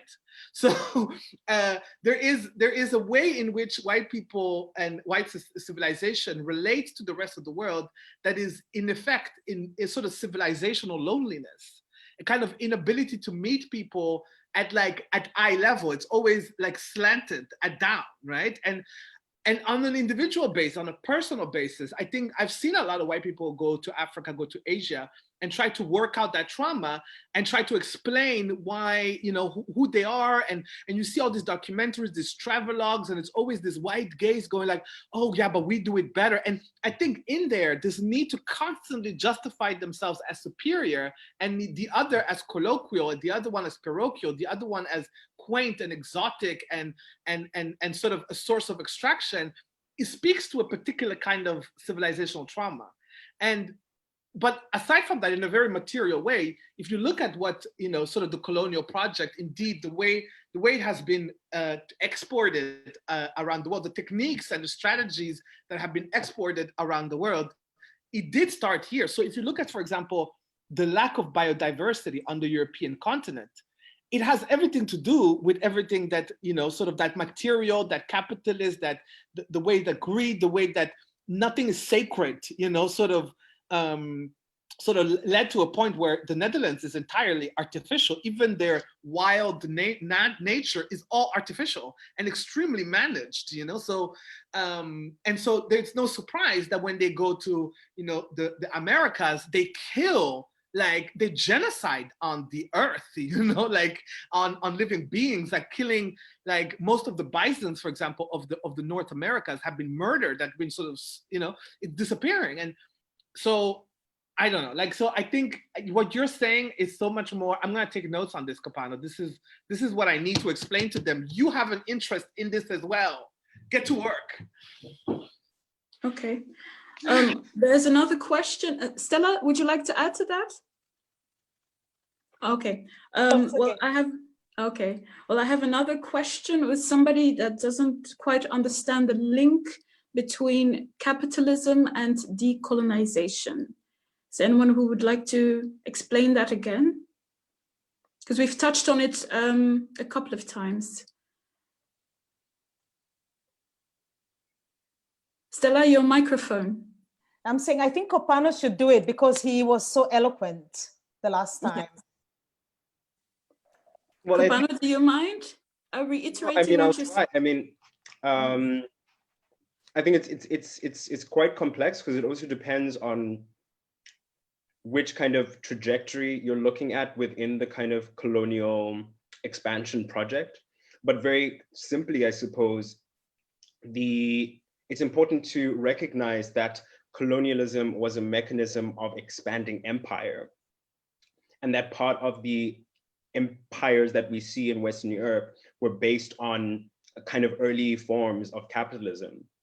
So capitalism found its way into these previous colonies by virtue of the colonial project. So these mechanisms and the epistemic mechanisms, so the ways of thinking that are attached to capitalism, so the implicitness or the naturalness of the household, the naturalness of a certain kind of work ethic, the naturalness of the idea of productivity and working outside of rhythms of the year. So, and this extends to communities in Europe and it extends to communities in previous colonies. So this idea that we work throughout the year is not necessarily how communities in themselves organize themselves, because we know agricultural communities know that you cannot farm all year round, right? So this idea, this continual productivity, even the calendar that we use, the ways in which we measure time, 8 hours in the day, all of these are imports from empires in the West that were in their early kind of like fundaments or early foundations of capitalism in the 1400s and 1500s. So it's really important to understand how those things link to one another. And like Olave was saying previously, how now in the present day, the benefit by virtue of capital in, let's say, Burundi or in Ghana, that evangelical churches receive acts as a way in which the suppression of LGBTQ communities is actioned. So people are incentivized in evangelical churches through development discourse to promote homophobic rhetoric, to promote transphobic rhetoric in order for the maintenance of a particular kind of capitalist order. I hope that answers the question and doesn't actually complicate it more. Can I just add some concrete examples of the relation between colonization and capitalism? Yes, gladly. Go ahead. Exactly what Kopano is saying, totally, but on a more concrete level, the Congo, for example, was the private property of the King of Belgium. I mean, more capitalist it doesn't get. This whole land and all the peoples on it were the private property of the King of Belgium, and his entire goal and sort of like pursuit was to maximize as much as he could, extracting resources and profits out of that land and out of the people living on it and under the land, everything, just use it to become as rich as possible. So that's that. The first colonies of the Netherlands were owned by also the very first publicly traded company, the VOC.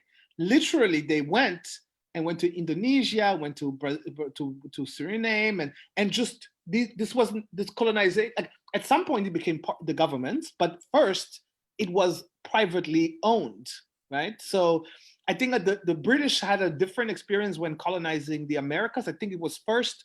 The claim was well, it was still private property of the king and queen, right, of England, right? So it's always been a capitalist.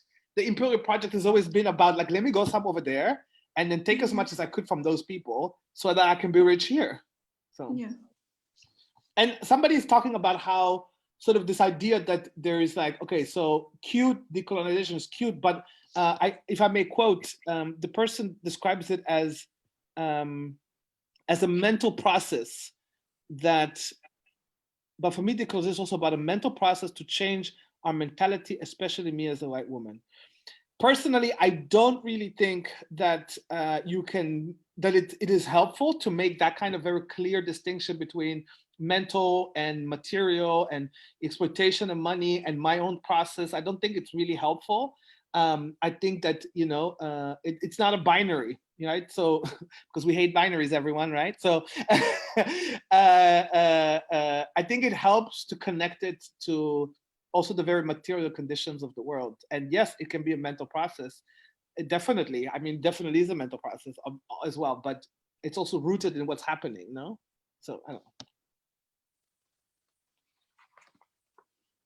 Hello. Yes. Yeah. Go ahead. No, just adding on to what Olave was saying and what Kopano also said is that is to bring us back again to the mechanisms.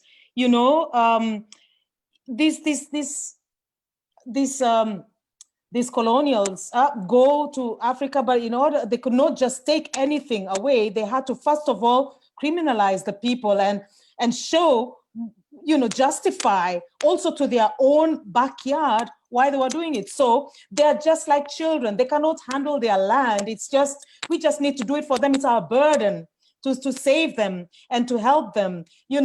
Prior to the colonizers being there were the missionaries who pacified them and created the path. They were the who do you call it? The anthropologists who went and discovered and explained who exactly those savages were. So they needed to have them criminalized as being bestial, as being hypersexed, as being infantile and stupid, incapable of handling all this wealth. And this mentality is still persistent to date. There's still a tendency to think that the African woman is hypersexual. Fatphobia is a thing, with their big asses and their big boobs. And what can they do? They're only good, for being prostitutes. How often is it that, very well established, educated women will still be looked upon as prostitutes? I mean, I was working for the government. I was receiving people and they would come like, how much is it, to have some 5 minutes with you upstairs? And I'm like, are you frigging kidding me? This is the VDAB, for crying out loud, So there is that aspect of, first of all, really criminalizing them and reducing them to nothing so that you can justify stealing from them.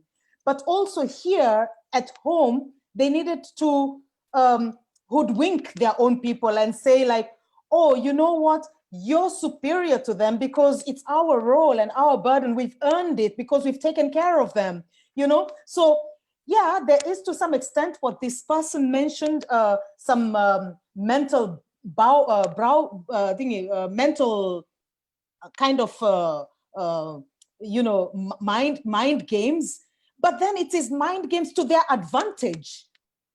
It is mind games where they've benefited, whether personally or not, but cities have been built, wealth has been made. So it's not the same thing. The mental torture is benefiting. So I don't see how it's a problem here, but it is, of course, something that needs to be addressed. Kopano phrased it very, very well when he said, oh, I've forgotten it now. I've forgotten. I'm sorry. I'm going on and on. Kopano phrased it very well when he said that there has been also trauma right here, trauma that was directed at the witches, at all the intelligent women were immediately accused of being witches.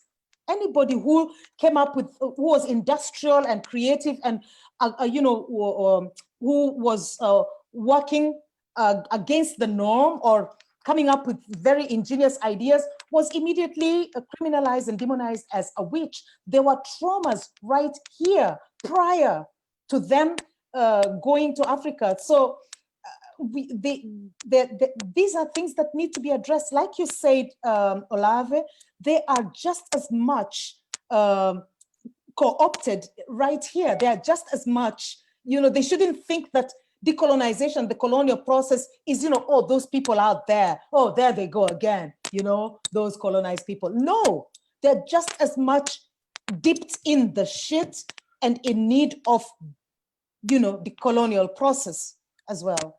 Can I just reflect a little bit also what Stella is saying about this construct of the Black woman and the Black man and sort of Black civilizations? Like, yes, on the one hand, there was this sort of like, yeah, they're infantile, they don't have their shit together, they need help. But there was also this sort of like, and this is just sort of and this may be pathologizing, but this sort of also just the mental, I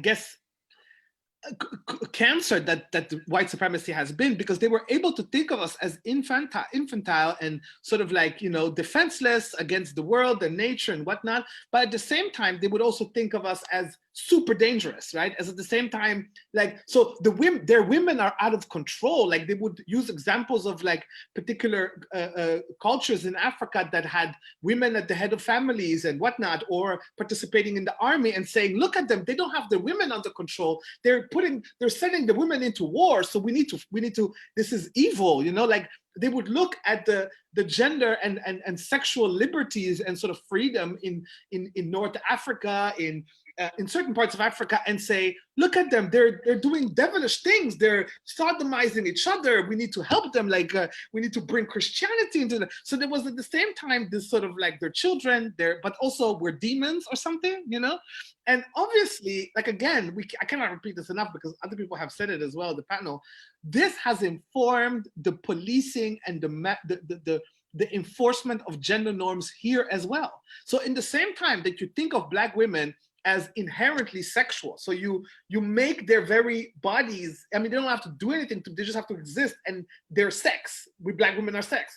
So you must sort of police white women into this sort of like infantile, pure, and desexualized way. They're sitting at home. Like Black women were working, were running the markets, farming the land. So the white woman has to sort of stay inside, at home and be wearing completely impractical clothing and stay at home, because that's that fantasy of we're superior. So you had to make yourself superior, right? And at the same time, also all these laws against sexual freedom and whatnot, they also came about at a certain time around here as well. And that's also connected to that colonial project, because we couldn't be like the Blacks. We couldn't be like the Browns. We couldn't be like them, right? So I don't know. I just love like everything everybody's saying, because this is what I've been saying and I love it.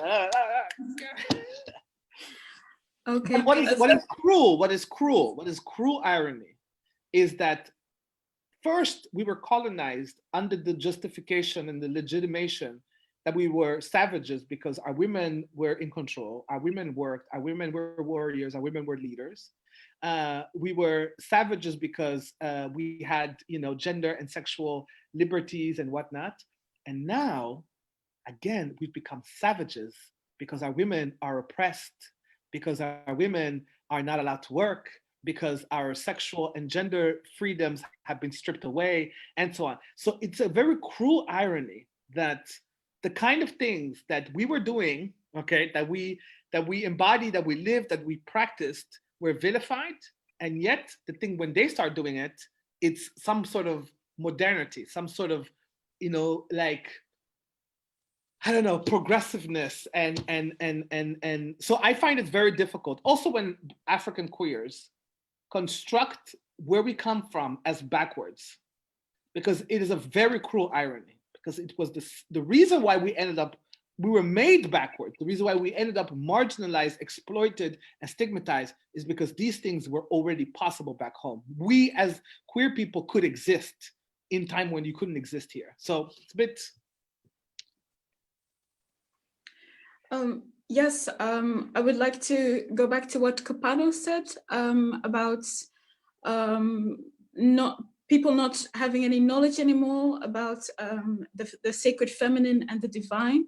Many things are not being taught in our schools. I myself am recently an educator. Less than 5% of educators in Flanders are non-white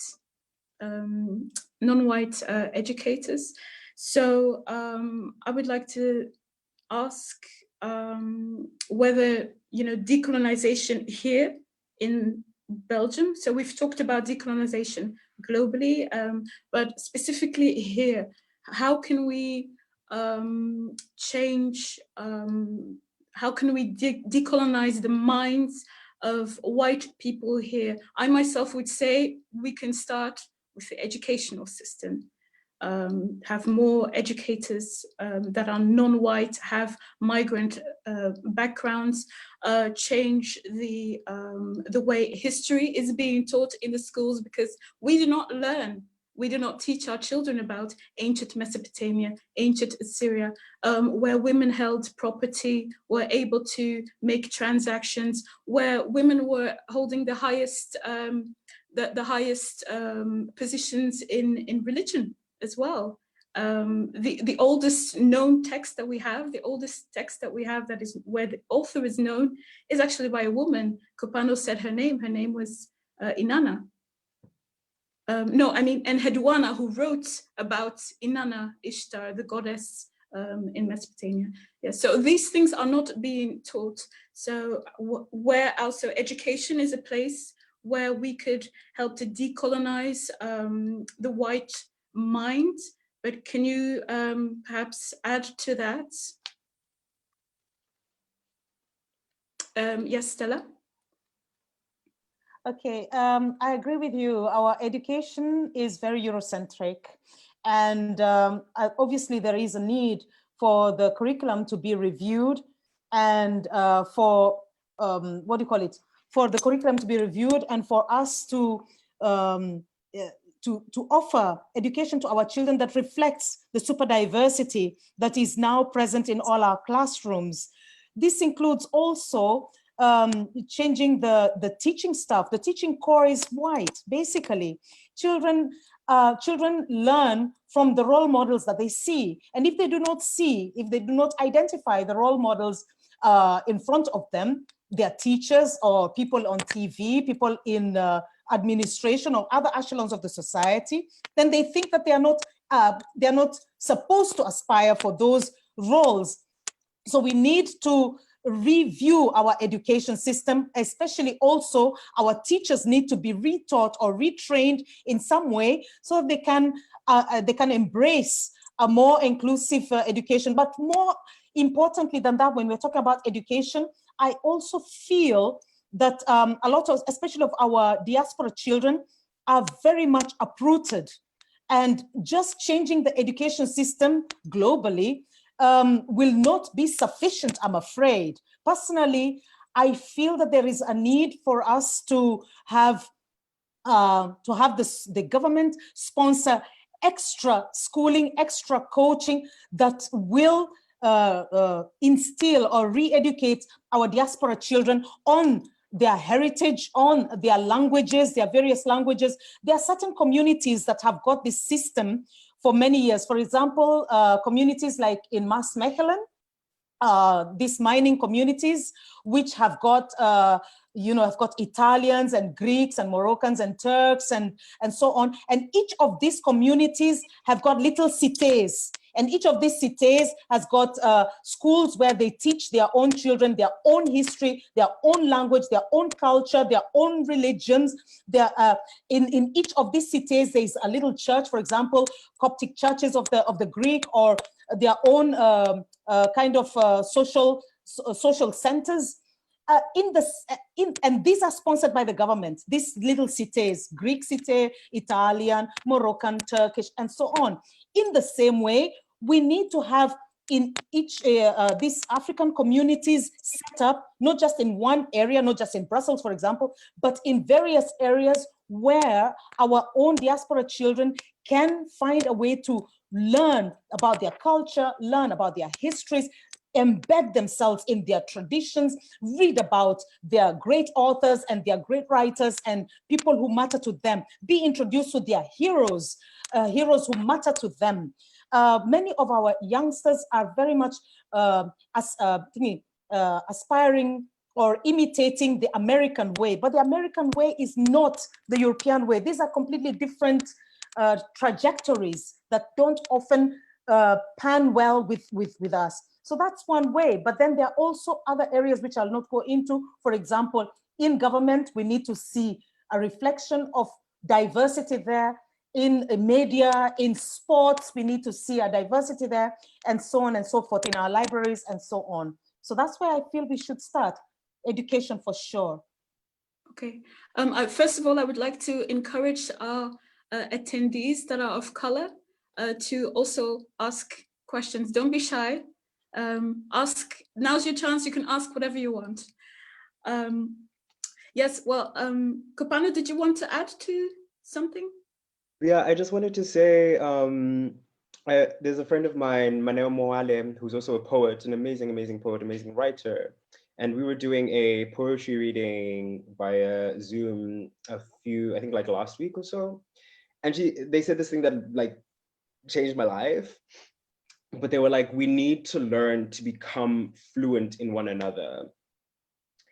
And that like encapsulated so much of what my educational trajectory has been through kind of like decolonial theory, but all kinds of like world knowing. I remember I was involved in some protests when I was in university in Cape Town, the Roads Must Fall protest. Very briefly, it was anti-colonial protest to remove the statue of Cecil John Rhodes, who was a rampant genocidal colonizer deployed by the Commonwealth. There's a statue of him at the University of Cape Town, kind of like looking over the university and his kind of conquest. But the way that I came into that movement was, I'll never forget it. There was like a activation that was happening around the statue. People were singing, people were dancing, people were shouting, people had signs. And it was the first time that I had been confronted with kind of like, let's say, decolonial action. And there were so many like feelings that were rushing through me, and I didn't have the language to like put it into words. But there was a friend of mine, Nindi Tama, who was part of the crowd, and she saw me and she waved me over. And it encapsulated for me like how we depend on one another to invite each other to come to know not just another, but to know ourselves. So I felt the call, but I needed someone else to call me into not just that discourse, but that movement and that own unpacking and awakening within myself. So this idea of learning to be fluent in one another is such a micro process. It's like finding ways, not necessarily like, I think it's really important to understand history and to understand the economics and to understand there's so much in there that is so valuable. And there's also so much that is so valuable person to person, one to one, and understanding. And this is why I talk about trauma a lot, because when we have these conversations, a lot of the time we follow the tradition of kind of like the white intellectuals, where we talk about the macro politics of things and we forget that there are micro politics to this too, and there's hurt and there's pain, and it is so individual, it is so specific. And it's really important to find ways in which we can unpack and understand one another, and maybe not even understand one another. I think it's like the wording, becoming fluent in one another, is so apt, because like any language, like you can speak it really well and not completely understand the full language. You know what I mean? And it's like there's a lot in that says what is kind of required from us, because it's not just an intellectual process, but it's also an affective process. The desire to come to know another, not to know about another, but to know another, I think is really important. And I really, I'd like to stress that. And there's also a list of kind of interesting writers and podcasts, and this really interesting project that was done here in Ghent, Sporen van Colonisatie by Studio Global.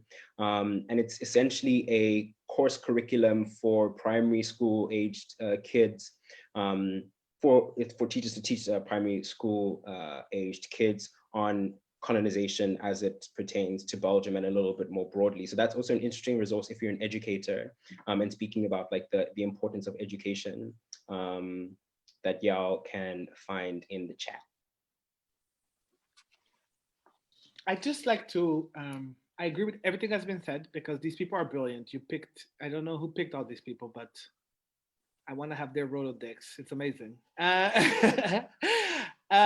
So one thing I wanted to add, I think that there's definitely a lot of work that can be done in the classroom, but I also think that the classroom also has its limitations, right? So I look back at sort of my own journey through the European educational system, and I think, yes, I wouldn't necessarily, like, I tend to, when these questions are asked, I tend to think, yeah, yes, I understand why children need to learn this as well, but there is also a lot of Black children and brown children and whatever, like in these classrooms being taught that where they come from had no history, had no literature, had nothing of value to pass on to them, right? And that's very violent. So I think definitely thinking about that, thinking about the limitations of the classroom as well as also a part of the capitalist project, of the productivity project, because we have somehow, we're coming to the system that was designed to make workers by the age of about 16 to 18. And so it has its limitations, But what I'm definitely interested in as well is the spaces in which children and young people can learn that are outside of the classroom as well. And I think when I look back at how much the internalized white supremacy that my mom didn't think that after school she needed to teach me the songs of Burundi and the stories of Burundi, that she needed to teach me. I mean, she taught me how to cook, but she didn't necessarily teach me, why do we eat this? Why do we eat that? When is it made? You know, when is it harvested? When is it seeded? I mean, she knew these things, but she didn't think that this was knowledge.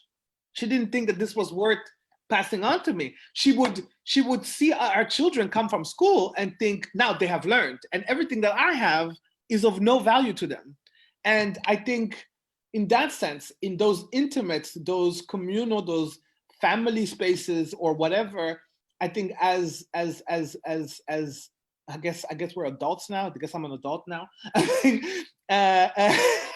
It's very strange, but I think it merits to dig deep, to learn about where we come from, to ask maybe now the grandmothers, the ones who didn't think it was worthy of our time to be taught the songs, but to ask them to teach the songs now to the grandchildren, you know, and to sort of also, you know, like practice some of what Kopano is saying, that curiosity about each other, because there is more than Burundian knowledge or white knowledge. There's also Congolese knowledge. There's also South African knowledge. There's also Latin American knowledge. And these are all things that in a globalized world, and globalization has been an extremely violent process. Nonetheless, in that world, let's give our children this gift of curiosity into the world. And that means, and cultures and systems of knowledge and skill sets that are, you know, not just what white Western education values.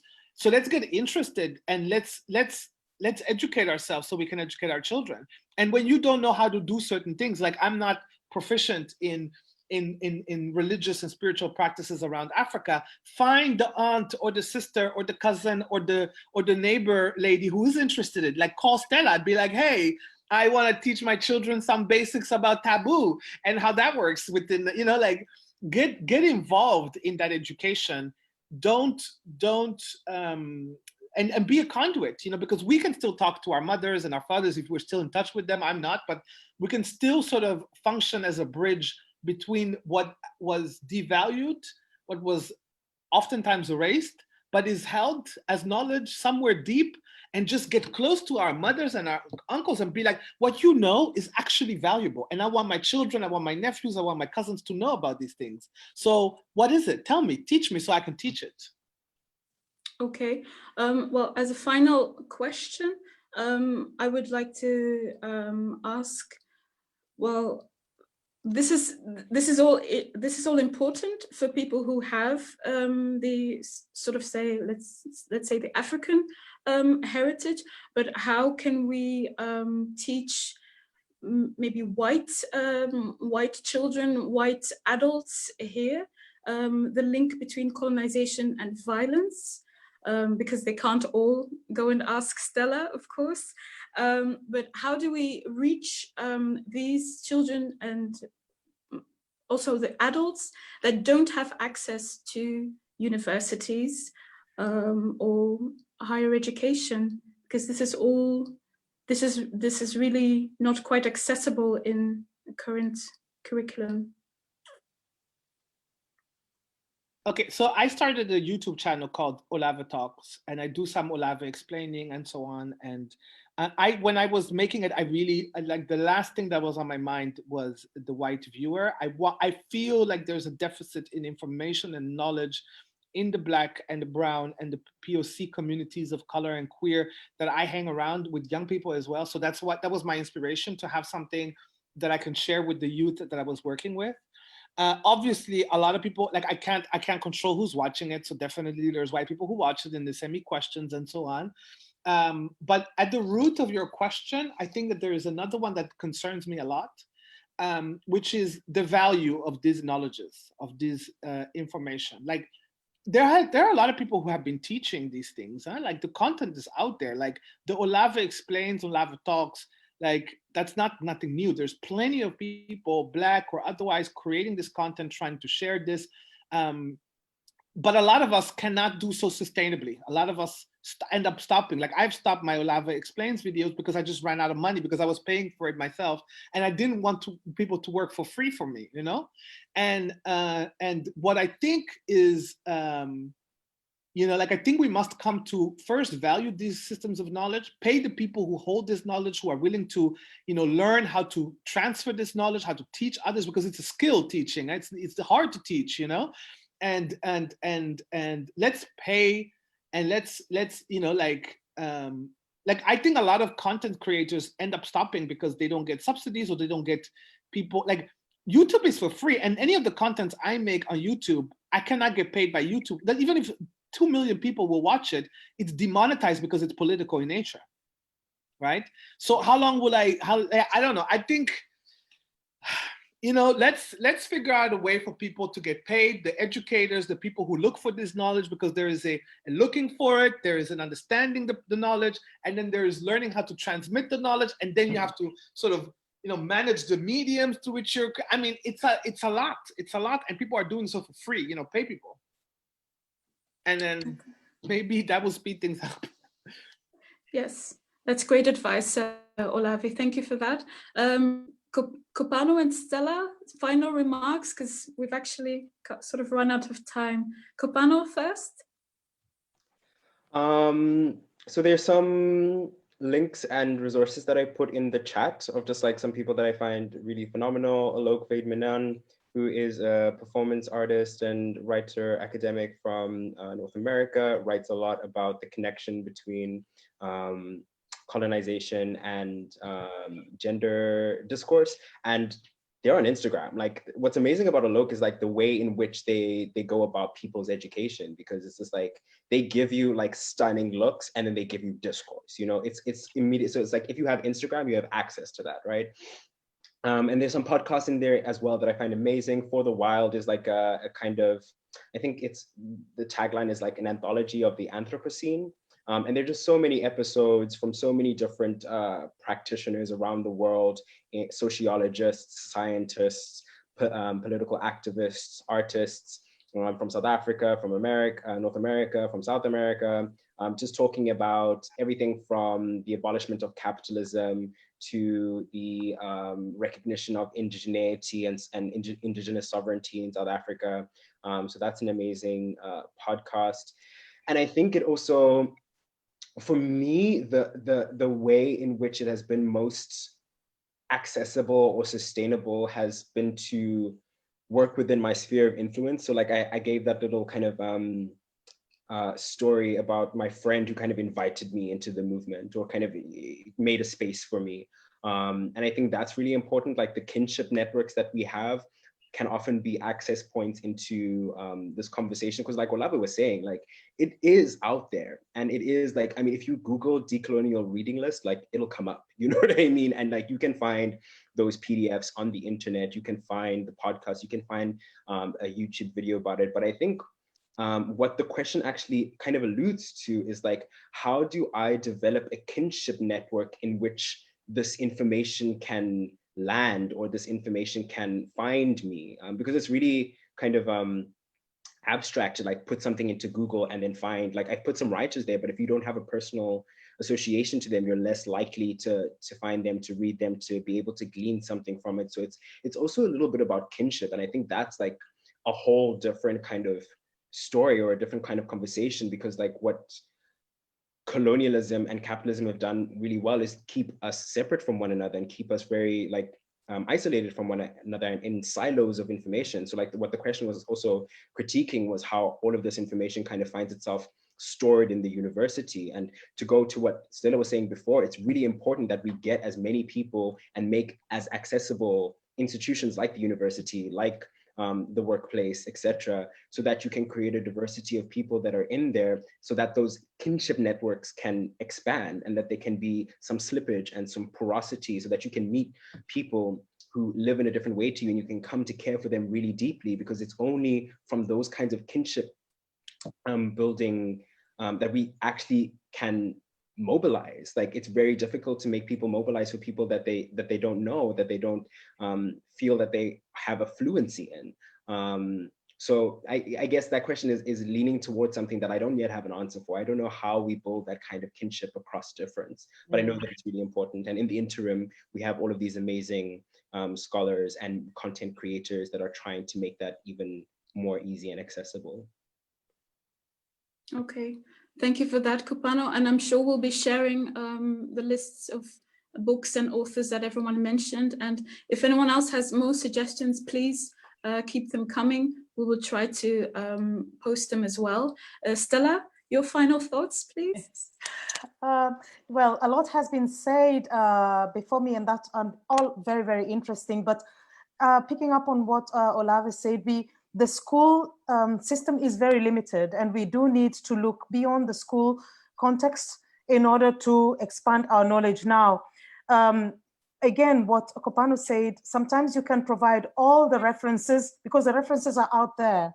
There's a lot of references. You can provide all the references, but not everyone, in fact, most of us are not going to read them, you know? So we need to have more than one way in which we can reach one another, in which we can create our tribe. We must always remember that our communities are extremely heterogeneous. We are not homogeneous at all. So what we do is, again, trying to be fluent with one another, creating or recreating our own tribes, our own kinship systems. I think, for example, storytelling, narratives, are very important ways. Lifelong learning is an important way of doing things. We need to be creative in a way in which we can impart knowledge systems. We are seeing more and more spiritual groups erupting. African spirituality, I'm not talking about yoga and Aruvedachi and all this kind of junk. I'm talking about African spirituality is on the rise. More and more people are beginning to own it, embrace it, share it, live it. And here is a way in which we can also spread the word, because through spirituality, there's also heritage there, there's history, there's kinship, there's oneness, there's learning, there's being, there's different forms of unifying and uniting and learning about who we are, and you know, our personhood and our belonging becomes very, very evident. So yes, we must combine different channels. What Olave says is true. Lots of us who have got the knowledge are not paid for it. and we don't have endless resources to pay for it. And also another thing that Olave brought up is that we have become grown up. No, very soon we are going to be the most senior. We are going to be the libraries. We're going to be the ones that our children and grandchildren, great-grandchildren will be looking up to and saying, teach us. And if we are not teaching ourselves, what in God's name are we going to pass on? So it's like what this, what do you call it? These activists said, act like your house is on fire. We need to act like our house is on fire. We need to rile up all our links, our networks of, living libraries, and download, for crying out loud, download that information, because that information is not it's not in our social media. It is in sitting with them and talking to them and listening to them, old school, snail mail. Download this information from our living libraries, so that, because honestly, we don't have long before we will be the libraries. Okay. Thank you for that reminder. We're getting so old so quickly. I'm almost 40. How did this happen? I don't understand. Like, when did this happen? You're still young. You're still young, Olave. I'm 55. I'm almost 55. So nice. Yeah. Work. Look at you. Well, Stella, thank you for that. And I would also like to add to that, we can also support channels and people like Olave. It's a shame that that channels like that have to stop because of resources. We can go against that by supporting people like Olave and spreading the word, because like the fight against racism, the fighting against colonial mind, so decolonizing our mind, it is a constant battle, and it's an active struggle that we have to keep up and help each other, share books with people. It's the only advice that I could give. What about this conversation that we are having? Why can't we have more of this conversation? There's so many people. I want to learn more. I've learned so much from Kopano, from Olave, from you, Linda. And I know there's so many more out there. I want to hear more. I want to know that we are all busy and we're all doing this. So how can we not have more of these conversations? But this is not the end, Stella. This, well, Belmundo organizes an annual festival with talks and lectures just like this. So this is one of many talks and panel discussions to come. This is definitely not the end. I would advise everyone to keep the channels, to keep an eye on these channels and all the notifications, because there's still more to come. Could I would also like to do some closing thoughts, or is that? Yes, sure. With that, yeah. So I'm always the killjoy, obviously. And I just understood at some point that I was in a room with educators, right?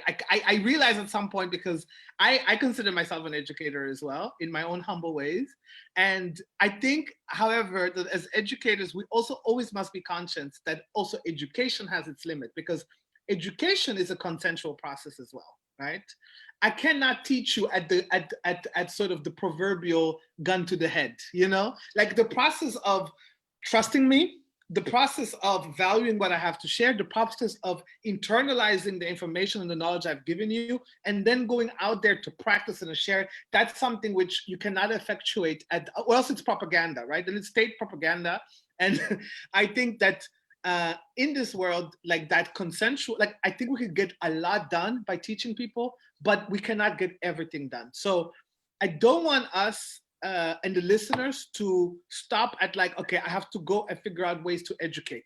There are moments, there are times when you're going to sit across someone who you have to, not with education, but with like political, with collective power, combat, right? There's a moment when somebody just, like, I've met so many quote unquote racists in the universities. They have access to the same libraries as I do. They have access to the same language as I do. And yet they don't believe that I'm fully human, or they don't believe that colonization was so bad, or they still believe that colonization was justified, or they believe that it doesn't make any, that it's not possible to stop the neo-colonialism. And from a well-informed place, There are well-informed people working for the World Bank, for the UN, for the IMF, who are enacting and implementing at the point of a gun, like extremely racist, exploitative policies. There are anthropologists, who have studied our peoples and yet still think of us as less or treat us as. I mean, I could go on. The point is, at some point, however, beyond the education, there are other forms of struggling and combating this that are just as valid, whether it's in the ballot, whether it is, in debates, and in some places, people going down the street and taking down monuments, like you saw that with Roads Must Fall. Like, young people came and took that man down, and some of it has been armed struggle in the past. So I think education is great, and I'm in a room with educators, and I'm always very happy to be, but we also must, as listeners, there's also a lot of things that you can and probably should do as well, aside from getting educated. Okay. Thank you very much for those wonderful final words, Olave. I would like to thank my panelists, Olave, Kopano, and Stella. Thank you so much for joining us. And I would like to thank everyone at home who joined in on the Q&A and who supported us throughout this debate. As I have said, this is just one of many talks, so I would like to see you next time, perhaps in person, let's hope, if everyone keeps social distancing and washing their hands. All right, thank you very much, and I wish you all a very good evening. Bye. Bye.